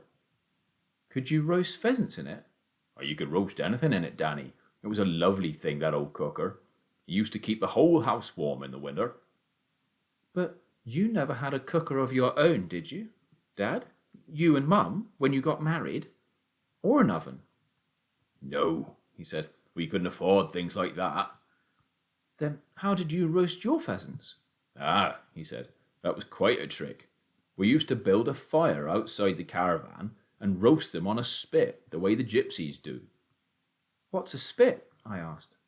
It's just a long metal spike, and you stick it through the pheasant and put it over the fire and keep turning it round. What you do is you push 2 fork sticks into the ground, one on each side of the fire, and you rest the spit on the forks. Did it roast them well? Fairly well, he said, but an oven would do it better. Listen, Danny, Mr. Wheeler has all sorts of marvellous ovens in his shop now. He's got one in there with so many dials and knobs on it, it looks like the cockpit of an aeroplane. Is that the one you want to buy, Dad? I don't know, he said. We'll decide tomorrow. We kept walking, and soon we saw the filling station glimmering in the moonlight ahead of us. Will Mr. Rabbits be waiting for us, do you think, Dad? I asked. If he is, you won't see him, Danny. They always hide and watch you from behind a hedge or a tree, and they only come out if you're carrying a sack over your shoulder or your pockets bulging and something suspicious. We're carrying nothing at all, so don't worry about it. Whether or not Mr. Rabbits was watching us as we entered the filling station and headed for the caravan, I don't know. We saw no sign of him. Inside the caravan, my father lit the paraffin lamp, and I lit the burner and put the kettle on to make us a cup of cocoa each. That, my father said, as we sat sipping our hot cocoa a few minutes later, was the greatest time I've ever had in my whole life. Chapter 19. Rockabye Baby. At 8:30 the next morning, my father went into the workshop and dialed Doc Spencer's number on the telephone. Now listen, Doc, he said. If you could be here at the filling station in about half an hour, I think I might have a little surprise present for you. The doctor said something in reply, and my father replaced the receiver. At 9 o'clock, Doc Spencer arrived in his car. My father went over to him, and the two of them held a whispered conversation beside the pumps. Suddenly, the tiny doctor clapped his hands together and sprang up high in the air, hooting with laughter. "You don't mean it!" he cried. "It's not possible!" He then rushed over to me and grasped my hand in his. "I do congratulate you, my dear boy!" he cried, pumping my hand up and down so fiercely it nearly came off. "What a triumph! What a miracle! What a victory! Now, why on earth didn't I think of that method myself? You're a genius, sir. Hail to thee, dear Danny. You're the champion of the world." "Here she comes," my father called out, pointing down the road. "Here she comes, Doctor." "Here who comes?" the doctor said. "Mrs. Clipstone." He spoke the name proudly, as though he were a commander referring to his bravest officer. The three of us stood together beside the pumps, looking down the road. "Can't you see her?" my father asked. Far away in the distance, I could just make out a small figure advancing towards us. "What's she pushing, Dad?" My father gave me a sly look. "There's only one way of delivering pheasants safely," he said, "and that's under a baby. Isn't that right, Doctor?" "Under a baby?" Doc Spencer said. "Of course. In a pram with the baby on top." "Fantastic," the doctor said. "My old dad thought that one up many years ago," my father said, "and it's never been known to fail yet." "It's brilliant," Doc Spencer said. "Only a brilliant mind can think of a thing like that." "He was a brilliant man," my father said. "Can you see her now, Doctor? And that'll be young Christopher Clipstone, sitting up in the pram. He's 1.5, a lovely child." "I birthed him," Doc Spencer said. "He weighed 8 pounds 3 ounces. I could just make out a small dot of a baby sitting high up in the pram which had its hood folded down. "There's more than 100 pheasants under that little nipper," my father said happily. "Just imagine it." "You can't put 100 pheasants in a child's perambulator," Doc Spencer said. "Don't be ridiculous." "You can if it's been specially made for the job," my father said. "This one is built extra long and extra wide, and it's got an extra deep well underneath. Listen, you could push a cow around in there if you wanted to, let alone 100 pheasants and a baby." "Did you make it yourself, Dad?" I asked. "More or less, Danny. You remember when I walked you to school and then went off to buy the raisins?" "The day before yesterday?" I said. "Yes, and after that I went straight on to the vicarage and converted their pram into this special extra-large poacher's model. It's a beauty, really it is. You wait till you see it. And Mrs. Clipstone says it pushes even easier than an ordinary one. She did a practice circuit with her in the backyard as soon as I'd finished." "Fantastic," the doctor said again. "Absolutely fantastic." "Normally," my father went on, "an ordinary bought pram is all you'd ever need. But then no one's ever had over 100 pheasants to deliver before now." "Where does the baby sit?" the doctor asked. "On top, of course," my father said. "All you need is a sheet to cover them, and the baby sits on the sheet. A bunch of pheasants makes a nice soft mattress for any child." "I don't doubt it," the doctor said. "He'll be having a very comfortable ride today, young Christopher," my father said. We stood beside the pumps, waiting for Mrs. Clipstone to arrive. It was the 1st of October, and one of those warm, windless autumn mornings, with a darkening sky and the smell of thunder in the air. What was so marvellous about my father, I thought, was the way he always surprised you. It was impossible to be with him for long without being surprised and astounded by one thing or another. He was like a conjurer bringing things out of a hat. Right now it was the pram and the baby. In a few minutes it would be something else again, I felt sure of that. "Right through the village, bold as brass," my father said. "Good for her." "She seems in an awful hurry, Dad," I said. "She's sort of half running. Don't you think she's sort of half running, Dr. Spencer?" "I imagine she's a bit anxious to unload her cargo," the doctor said. My father squinted down the road at the approaching figure. "She does appear to be going a bit quick, doesn't she?" he said carefully. "She's going very quick," I said. There was a pause. My father was beginning to stare hard at the lady in the distance. "Perhaps she doesn't want to get caught in the rain," he said. "I'll bet that's exactly what it is. She thinks it's going to rain and she doesn't want the baby to get wet." "She could put the hood up," I said. He didn't answer this. "She's running," Doc Spencer cried. "Look." It was true. Mrs. Clipstone had suddenly broken into a full sprint. My father stood very still, staring at her, and in the silence that followed, I fancied I could hear a baby screaming. "What's up, Dad?" He didn't reply. "There's something wrong with that baby," Doc Spencer said. "Listen." At this point, Mrs. Clipstone was about 200 yards away from us, but closing fast. "Can you hear him now, Dad?" "Yes, I can hear him." "He's yelling his head off," Doc Spencer said. The small, shrill voice in the distance was growing louder every second, frantic, piercing, non-stop. "He's having a fit," my father said. "It's a good thing we've got a doctor handy." Doc Spencer didn't say anything. "That's why she's running, Doctor," my father said. "He's having a fit, and she wants to get him in here quick and put him under a cold tap." "Some noise," I said. "If it isn't a fit," my father said, "you can bet your life it's something like it." "I doubt it's a fit," the doctor said. My father shifted his feet uneasily on the gravel of the driveway. "There's 1,001 different things keep happening every day to little babies like that," he said. "That's right, isn't it, Doctor?" "Of course," Doc Spencer said. "Every day." "I knew a baby once who caught his fingers in the spokes of a pram wheel," my father said. "It cut them clean off." The doctor smiled. "Whatever it is," my father said, "I wish to heavens she'd stop running. It'll give the game away." A long lorry loaded with bricks came up behind the pram, and the driver slowed and poked his head out of the window to stare. Mrs. Clipstone ignored him and flew on. She was so close now I could see her big, red face with the mouth wide open, panting for breath.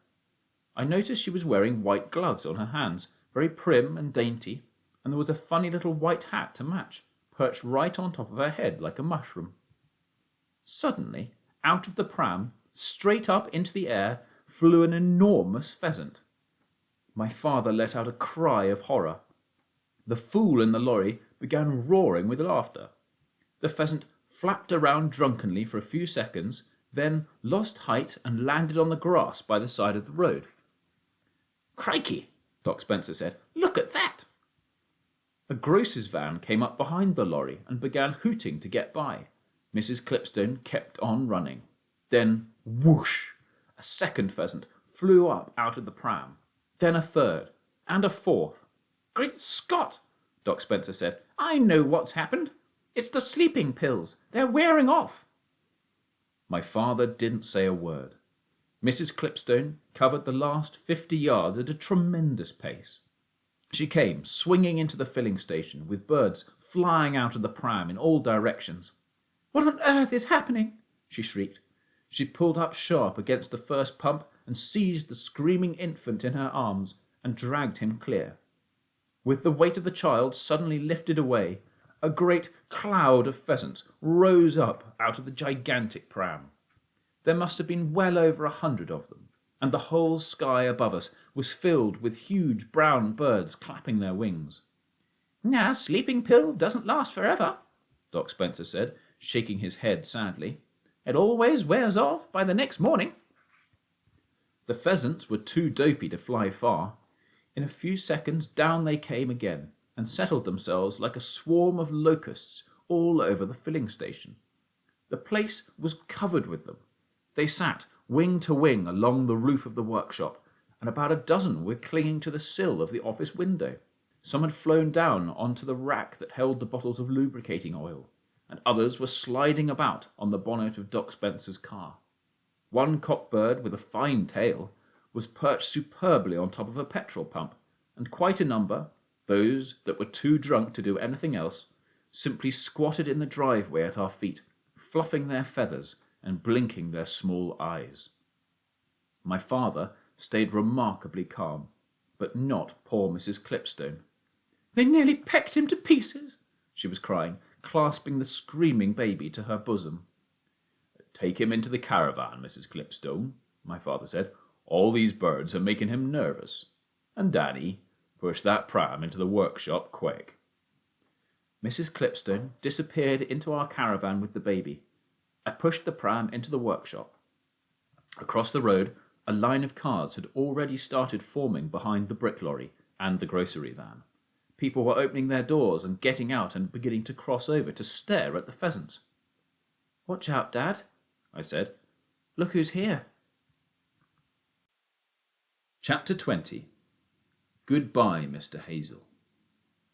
The big, shiny silver Rolls-Royce had braked suddenly and come to a stop right alongside the filling station. Behind the wheel, I could see the enormous pink beery face of Mr. Victor Hazell staring at the pheasants. I could see the mouth hanging open, the eyes bulging out of his head like toadstools, and the skin of his face turning from pink to bright scarlet. The car door opened, and out he came, resplendent in fawn-coloured riding breeches and high-polished boots. There was a yellow silk scarf with red dots on it round his neck, and he had a sort of bowler hat on his head. The great shooting party was about to begin, and he was on his way to greet the guests. He left the door of the Rolls open and came at us like a charging bull. My father, Doc Spencer, and I stood close together in a little group, waiting for him. He started shouting at us the moment he got out of the car, and he went on shouting for a long time after that. I'm sure you would like to know what he said, but I cannot possibly repeat it here. The language he used was so foul and filthy, it scorched my ear holes. Words came out of his mouth that I had never heard before, and hope never to hear again. Little flecks of white foam began forming around his lips and running down his chin onto the yellow silk scarf. I glanced at my father, He was standing very still and very calm, waiting for the shouting to finish. The colour was back in his cheeks now, and I could see the tiny twinkling wrinkles of a smile around the corners of his eyes. Doc Spencer stood beside him, and he also was very calm. He was looking at Mr. Hazell rather as one would look at a slug on a leaf of lettuce in a salad. I myself did not feel quite so calm. "But they're not your pheasants," my father said at last. "They're mine." "Don't lie to me, man," yelled Mr. Hazell. "I'm the only person round here who has pheasants." "They're on my land," my father said quietly. "They flew onto my land, and so long as they stay on my land, they belong to me. Don't you know the rules, you bloated old blue-faced baboon?" Doc Spencer started to giggle.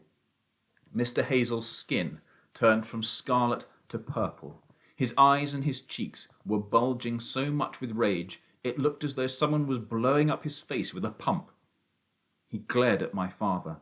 Then he glared at the dopey pheasants swarming all round the filling station. "What's the matter with them?" he shouted. "What have you done to them?" At this point, pedalling grandly towards us on his black bicycle, came the arm of the law in the shape of Sergeant Enoch Samways, resplendent in his blue uniform and shiny silver buttons. It was always a mystery to me how Sergeant Samways could sniff out trouble wherever it was.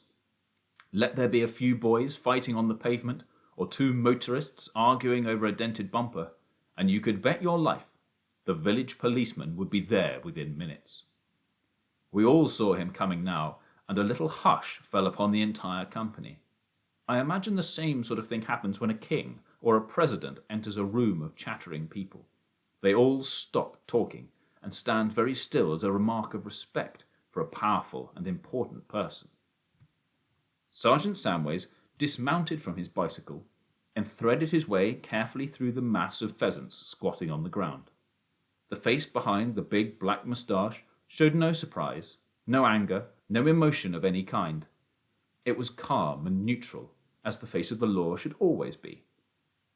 For a full half-minute he allowed his eyes to travel slowly round the filling station, gazing at the mass of pheasants squatting all over the place. The rest of us, including even Mr. Hazell, waited in silence for judgment to be pronounced. "Well, well, well," said Sergeant Samways at last, puffing out his chest and addressing nobody in particular. "What, may I ask, is happening around here?" Sergeant Samways had a funny habit of sometimes putting the letter H in front of words that shouldn't have had an H there at all, and as though to balance things out, he would take away the H from all the words that should have begun with that letter. "I'll tell you what's happening round here," shouted Mr. Hazell, advancing upon the policeman. "These are my pheasants, and this rogue," pointing at my father, "has enticed them out of my woods onto his filthy little filling station." "Enticed?" said Sergeant Samways, looking first at Mr. Hazell, then at us. "Enticed 'em, did you say?" "Of course he enticed them." "Well, no," said the sergeant, propping his bicycle carefully against one of our pumps. "This is a very hinteresting accusation. Very hinteresting indeed. Because I ain't never heard of nobody henticing a pheasant across 6 miles of fields and open countryside. How do you think this henticing was performed, Mr. Hazell, if I may ask?" "Don't ask me how he did it, because I don't know," shouted Mr. Hazell. "But he's done it all right. The proof is all around you. All my finest birds are sitting here in this dirty little filling station, when they ought to be up in my own wood getting ready for the shoot." The words poured out of Mr. Hazell's mouth like hot lava from an erupting volcano. "Am I correct," said Sergeant Samways, "am I absolutely accurate in thinking that today is the day of your great shooting party, Mr. Hazell?" "That's the whole point," cried Mr. Hazell, stabbing his forefinger into the sergeant's chest as though he were punching a typewriter or an adding machine. "And if I don't get these birds back on my land quick sharp, some very important people are going to be extremely angry this morning. And one of my guests, I'll have you know, Sergeant, is none other than your own boss, the chief constable of the country.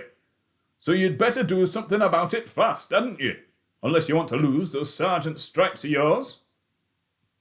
Sergeant Samways did not like people poking their fingers in his chest, least of all Mr. Hazell, and he showed it by twitching his upper lip so violently his moustache came alive and jumped about like some small bristly animal.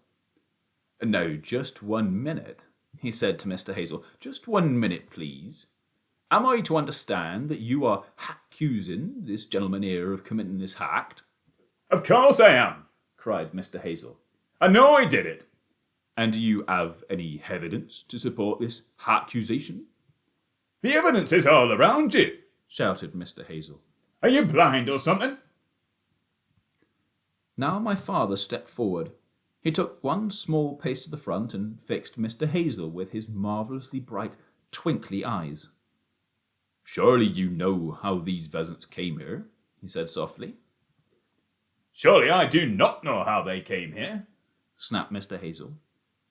"Then I shall tell you," my father said, "because it's quite simple, really.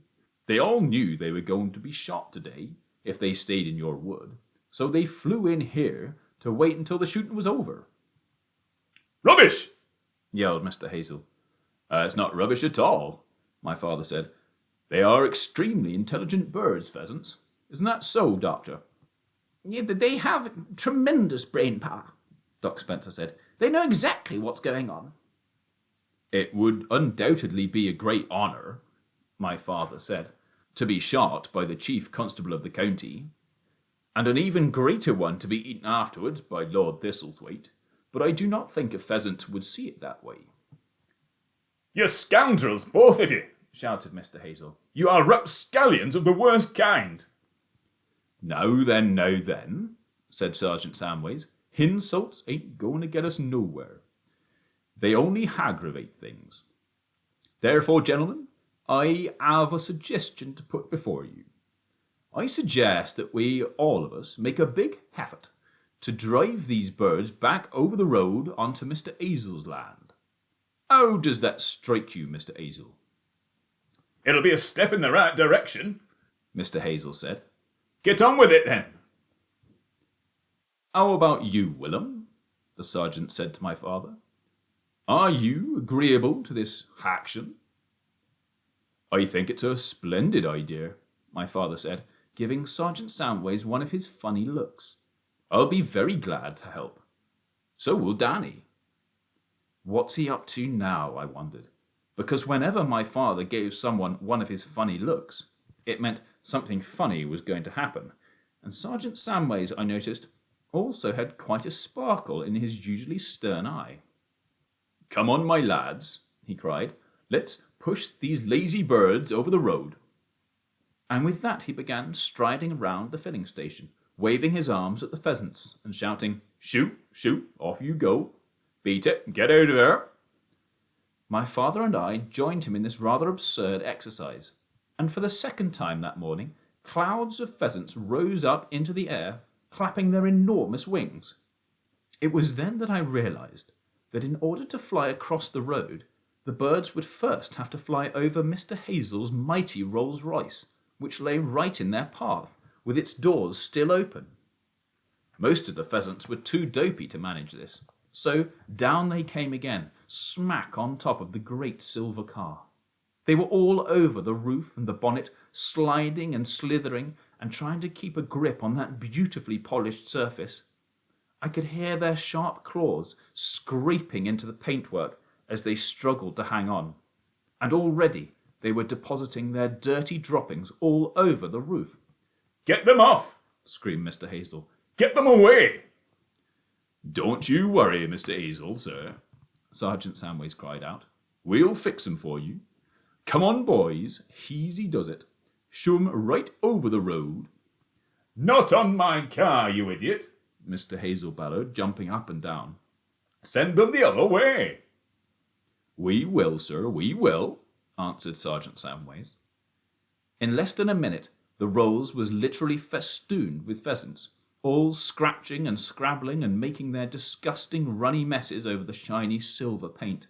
What is more, a I saw at least a dozen of them fly right inside the car through the open door by the driver's seat. Whether or not Sergeant Samways had cunningly steered them there himself, I didn't know, but it happened so quickly that Mr. Hazell never even noticed. "Get those birds off my car," Mr. Hazell bellowed. "Can't you see they're ruining the paintwork? You madman!" "Paintwork?" Sergeant Samways said. "What paintwork?" He had stopped chasing the pheasants now, and he stood there looking at Mr. Hazell and shaking his head sadly from side to side. "We've done our very best to encourage these birds over the road," he said, "but they're too ignorant to understand." "My car, man!" shouted Mr. Hazell. "Get them away from my car!" "Ah," the sergeant said, "your car. Yes, I see what you mean, sir. Beastly dirty birds, pheasants are. But why don't you just hop in quick and drive her away fast? They'll have to get off then, won't they?" Mr. Hazell, who seemed only too glad of an excuse to escape from this madhouse, made a dash for the open door of the Roalds and leaped into the driver's seat. The moment he was in, Sergeant Samways slammed the door, and suddenly there was the most infernal uproar inside the car as a dozen or more enormous pheasants started squawking and flapping all over the seats and round Mr. Hazell's head. "Drive on, Mr. Hazell, sir," shouted Sergeant Samways through the window in his most commanding policeman's voice. "Hurry up, hurry up, hurry up. Get going quick. There's no time to lose. Ignore them pheasants, Mr. Hazell, and accelerate that engine." Mr. Hazell didn't have much choice. He had to make a run for it now. He started the engine, and the great rolls shot off down the road with clouds of pheasants rising up from it in all directions. Then an extraordinary thing happened. The pheasants that had flown up off the car stayed up in the air. They didn't come flapping drunkenly down as we had expected them to. They stayed up, and they kept on flying. Over the top of the filling station they flew, and over the caravan, and over the field at the back where our little outdoor lavatory stood, and over the next field, and over the crest of the hill, until they disappeared from sight. "Great Scott!" Doc Spencer cried. "Just look at that! They've recovered! The sleeping pills have worn off at last!" Now all the other pheasants around the place were beginning to come awake. They were standing up tall on their legs and ruffling their feathers and turning their heads quickly from side to side. One or two of them started running about. Then all the others started running, and when Sergeant Samways flapped his arms at them, the whole lot took off into the air and flew over the filling station and were gone. Suddenly there was not a pheasant left, and it was very interesting to see that none of them had flown across the road or even down the road in the direction of Hazell's Wood and the great shooting party. Every one of them had flown in exactly the opposite direction. Chapter 21. Doc Spencer's Surprise. Out on the main road, a line of about 20 cars and lorries was parked bumper to bumper, and the people were standing about in groups, laughing and talking about the astonishing sight they had just witnessed. "Come along now," Sergeant Samways called, striding towards them. "Get going, get moving. We can't have this, you're blocking the highway." Nobody ever disobeyed Sergeant Samways, and soon the people were drifting back to their cars and getting in. In a few minutes they too were all gone. Only the four of us were left now. Doc Spencer, Sergeant Samways, my father, and me. "Well, Willem," Sergeant Samways said, coming back from the road to join us beside the pumps. "Them pheasants was the most astonishing sight I have seen in my entire life." "It was lovely," Doc Spencer said. "Just lovely. Didn't you enjoy it, Danny?" "Marvellous," I said. "Pity we lost them," my father said. "It very near broke my heart when they all started flying out of the pram. I knew we'd lost them then." "But how, in heaven's name, did you catch 'em in the first place?" asked Sergeant Samways. "How did you do it, Willem? Come on, man, let me in on the secret." My father told him.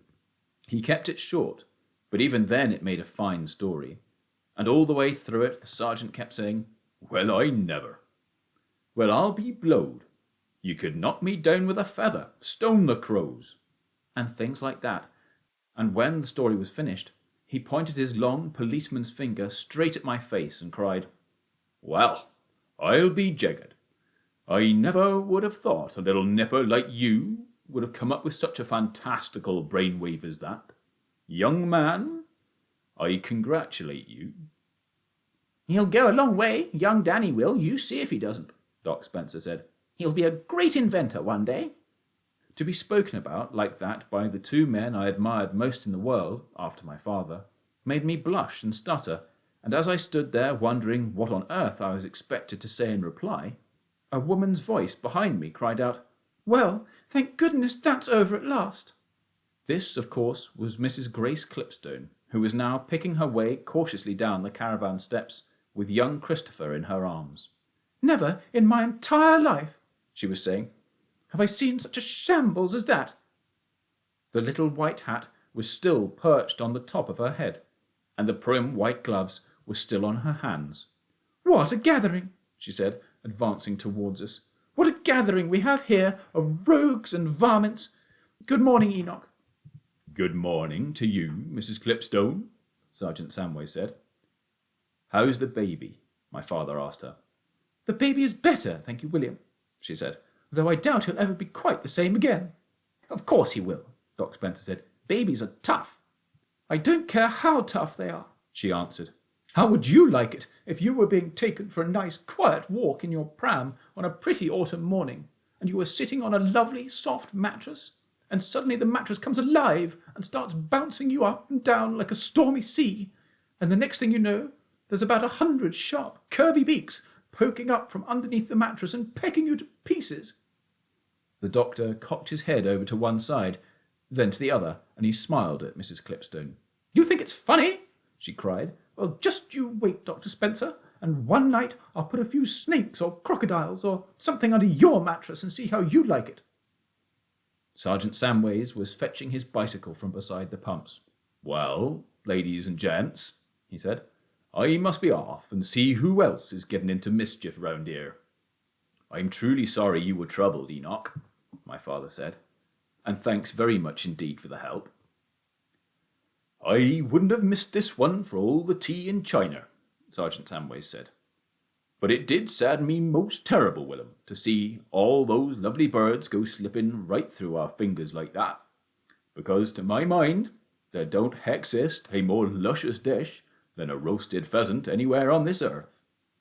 "It's going to sadden the vicar a lot more than it saddens you," said Mrs. Clipstone. "That's all he's been talking about ever since he got out of bed this morning, the lovely roast pheasant he's going to have for his dinner tonight." "He'll get over it," Doc Spencer said.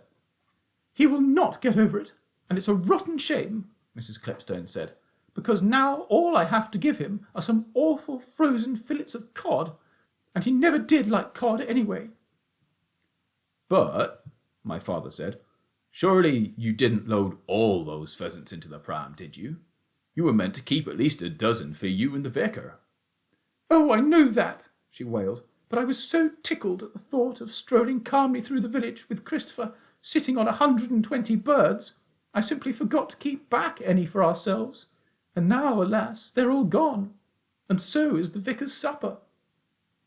The doctor went over to Mrs. Clipstone and took her by the arm. "You come with me, Grace," he said. "I've got something to show you." He led her across to my father's workshop, where the big doors stood wide open. The rest of us stayed where we were and waited. "Good grief! Come and look at this," Mrs. Clipstone called from inside the workshop. "William, Enoch, Danny, come and look." We hurried over and entered the workshop. It was a great sight. Laid out on my father's bench, amid the spanners and wrenches and oily rags, were 6 magnificent pheasants, 3 cocks and 3 hens.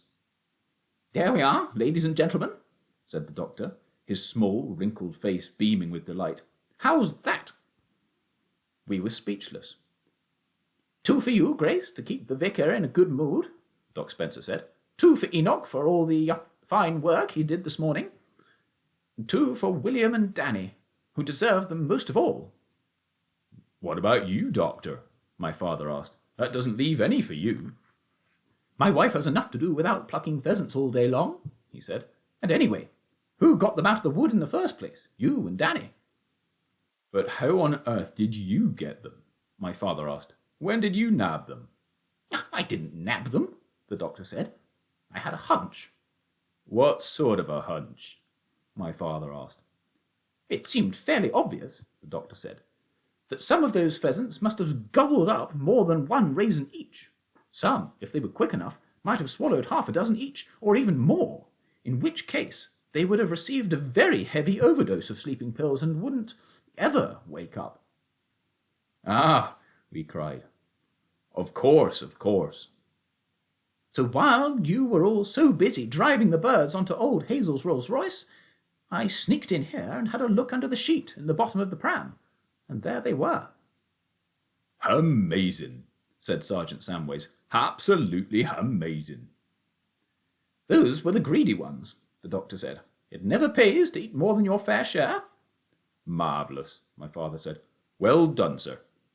Oh, you lovely man, cried Mrs. Clipstone, flinging an arm around the tiny doctor and giving him a kiss on the cheek. Now, come along, the doctor said to her. I'll drive you home. You can leave this crazy perambulator where it is. And Enoch, we'll take your birds with us and drop them off at your house on the way. We can't have the arm of the law cycling through the village with a brace of pheasants slung over the handlebars. I'm very much obliged to you, Doctor, Sergeant Samways said. I really am. My father and I loaded 4 of the pheasants into the doctor's car. Mrs. Clipstone got into the front seat with the baby, and the doctor sat himself behind the wheel. Don't be sad, William, he said to my father through the window as he drove off. It was a famous victory. Then Sergeant Samways mounted his bicycle and waved us goodbye and pedalled away down the road in the direction of the village. He pedalled slowly, and there was a certain majesty in the way he held himself, with his head high and the back very straight, as though he were riding a fine thoroughbred mare instead of an old black bike. Chapter 22. My Father. It was all over now. My father and I stood alone just outside the workshop, and suddenly the old place seemed to become very quiet. Well, Danny, my father said, looking at me with those twinkly eyes of his. That's that. It was fun, Dad. I know it was, he said. I really loved it, I said. So did I, Danny. He placed one hand on my shoulder, and we began walking slowly towards the caravan. Maybe we should lock up the pumps and take a holiday for the rest of the day, he said. You mean not open up at all? Why should we? He said. After all, it's Saturday, isn't it? But we always stay open on Saturdays, Dad. And Sundays. Maybe it's time we didn't, he said. We could do something else instead. Something more interesting. I waited, wondering what was coming next. When we reached the caravan, my father climbed the steps and sat down on the little outside platform. He allowed both his legs, the plaster one and the good one, to dangle over the edge. I climbed up and sat down beside him with my feet on the steps of the ladder. It was a fine place to sit, the platform of the caravan. It was such a quiet, comfortable place to sit and talk and do nothing in pleasant weather. People with houses have a front porch or a terrace instead, with big chairs to lounge in. But I wouldn't have traded either of those for our wooden platform. I know a place about 3 miles away, my father was saying, over Cobbler's Hill and down the other side, where there's a small wood of larch trees. It's a very quiet place, and the stream runs right through it. The stream? I said. He nodded and gave me another of his twinkly looks. It's full of trout, he said. Oh, could we? I cried. Could we go there, Dad? Why not? He said. We could try tickling them the way Doc Spencer told us. Will you teach me? I said. I haven't had much practice with trout, he told me. Pheasants are more in my line, but we could always learn. Can we go now? I asked, getting excited all over again. I thought we would just pop into the village first and buy the electric oven, he said. You haven't forgotten about the electric oven, have you? But, Dad, I said, that was when we thought we were going to have lots and lots of pheasants to roast. We've still got the 2 the Doc gave us, he said. And with any luck, we might have lots more of them as the weeks go by. It's time we had an oven anyway. Then we can roast things properly instead of heating up baked beans in a saucepan. We could have roasted pork one day, and then, if we felt like it, we could have roasted leg of lamb the next time, or even roasted beef. Wouldn't you like that? Yes, I said. Of course I would. And Dad, would you be able to make your favourite thing of all? What's that? Toad in the hole, I said. By golly, he cried. That'll be the very first thing we'll make in the new oven. Toad in the hole. I'll make it in an enormous pan, the same as my old mum, with the Yorkshire pudding very crisp and raised up in huge bubbly mountains, and the sausages nestling in between the mountains. Can we get it today, Dad? Will they deliver it at once? They might, Danny. We'll have to see. Couldn't we order it now on the telephone? We mustn't do that, my father said. We must go personally to see Mr. Wheeler, and we must inspect all the different models with great care. All right, I said. Let's go. I was really steamed up now about getting an oven and being able to have toad in the hole and roasted pork and stuff like that. I couldn't wait. My father got to his feet. And when we've done that, he said, we'll go off to the stream and see if we can't find us some big rainbow trout. We could take sandwiches with us for lunch and eat them beside the stream. That will make a good day of it. A few minutes later, the two of us were walking down the well-known road towards the village to buy the oven. My father's iron foot went clink, clink on the hard surface, and overhead some big black thunderclouds were moving slowly down the valley. Dad, I said. Yes, my love. When we have our roasted pheasant supper with our new oven, do you think we could invite Dr. Spencer and Mrs. Spencer to eat it with us? Great heavens, my father cried. What a wonderful thought. What a beautiful idea. We'll give them a dinner party in their honour. The only thing is, I said, will there be enough room in the caravan for 4 people? I think so, he said. Just. But we've only got 2 chairs. That's no problem, Danny. You and I can sit on boxes. There was a short silence. Then he said, But I'll tell you what we must have, and that's a tablecloth. We can't serve dinner to the doctor and his wife without a tablecloth. But we don't have a tablecloth, Dad. Don't you worry about it, my father said. We can use a sheet from one of the bunks. That's all a tablecloth is, a sort of sheet. What about knives and forks? I asked. How many do we have? Just 2 knives, I said, and 2 forks, and those are all a bit dented. We shall buy 2 more of each, my father said. We shall give our guests the new ones and use the old ones ourselves. Good, I said. Lovely.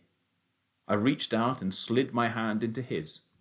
He folded his long fingers round my fist and held it tight. And we walked on towards the village, where soon the 2 of us would be inspecting all the different ovens with great care and talking to Mr. Wheeler personally about them. And after that, we would walk home again and make up some sandwiches for our lunch. And after that, we would set off with our sandwiches in our pockets. And after that, we would set off with the sandwiches in our pockets, striding up over Cobbler's Hill and down the other side to the small wood of larch trees with the stream running through it. And after that, perhaps a big rainbow trout. And after that, there would be something else after that. And after that, ah yes, and something else again, because what I'm trying to tell you, what I've been trying so hard to tell you all along, is simply that my father, without the slightest doubt, was the most marvellous and exciting father any boy ever had.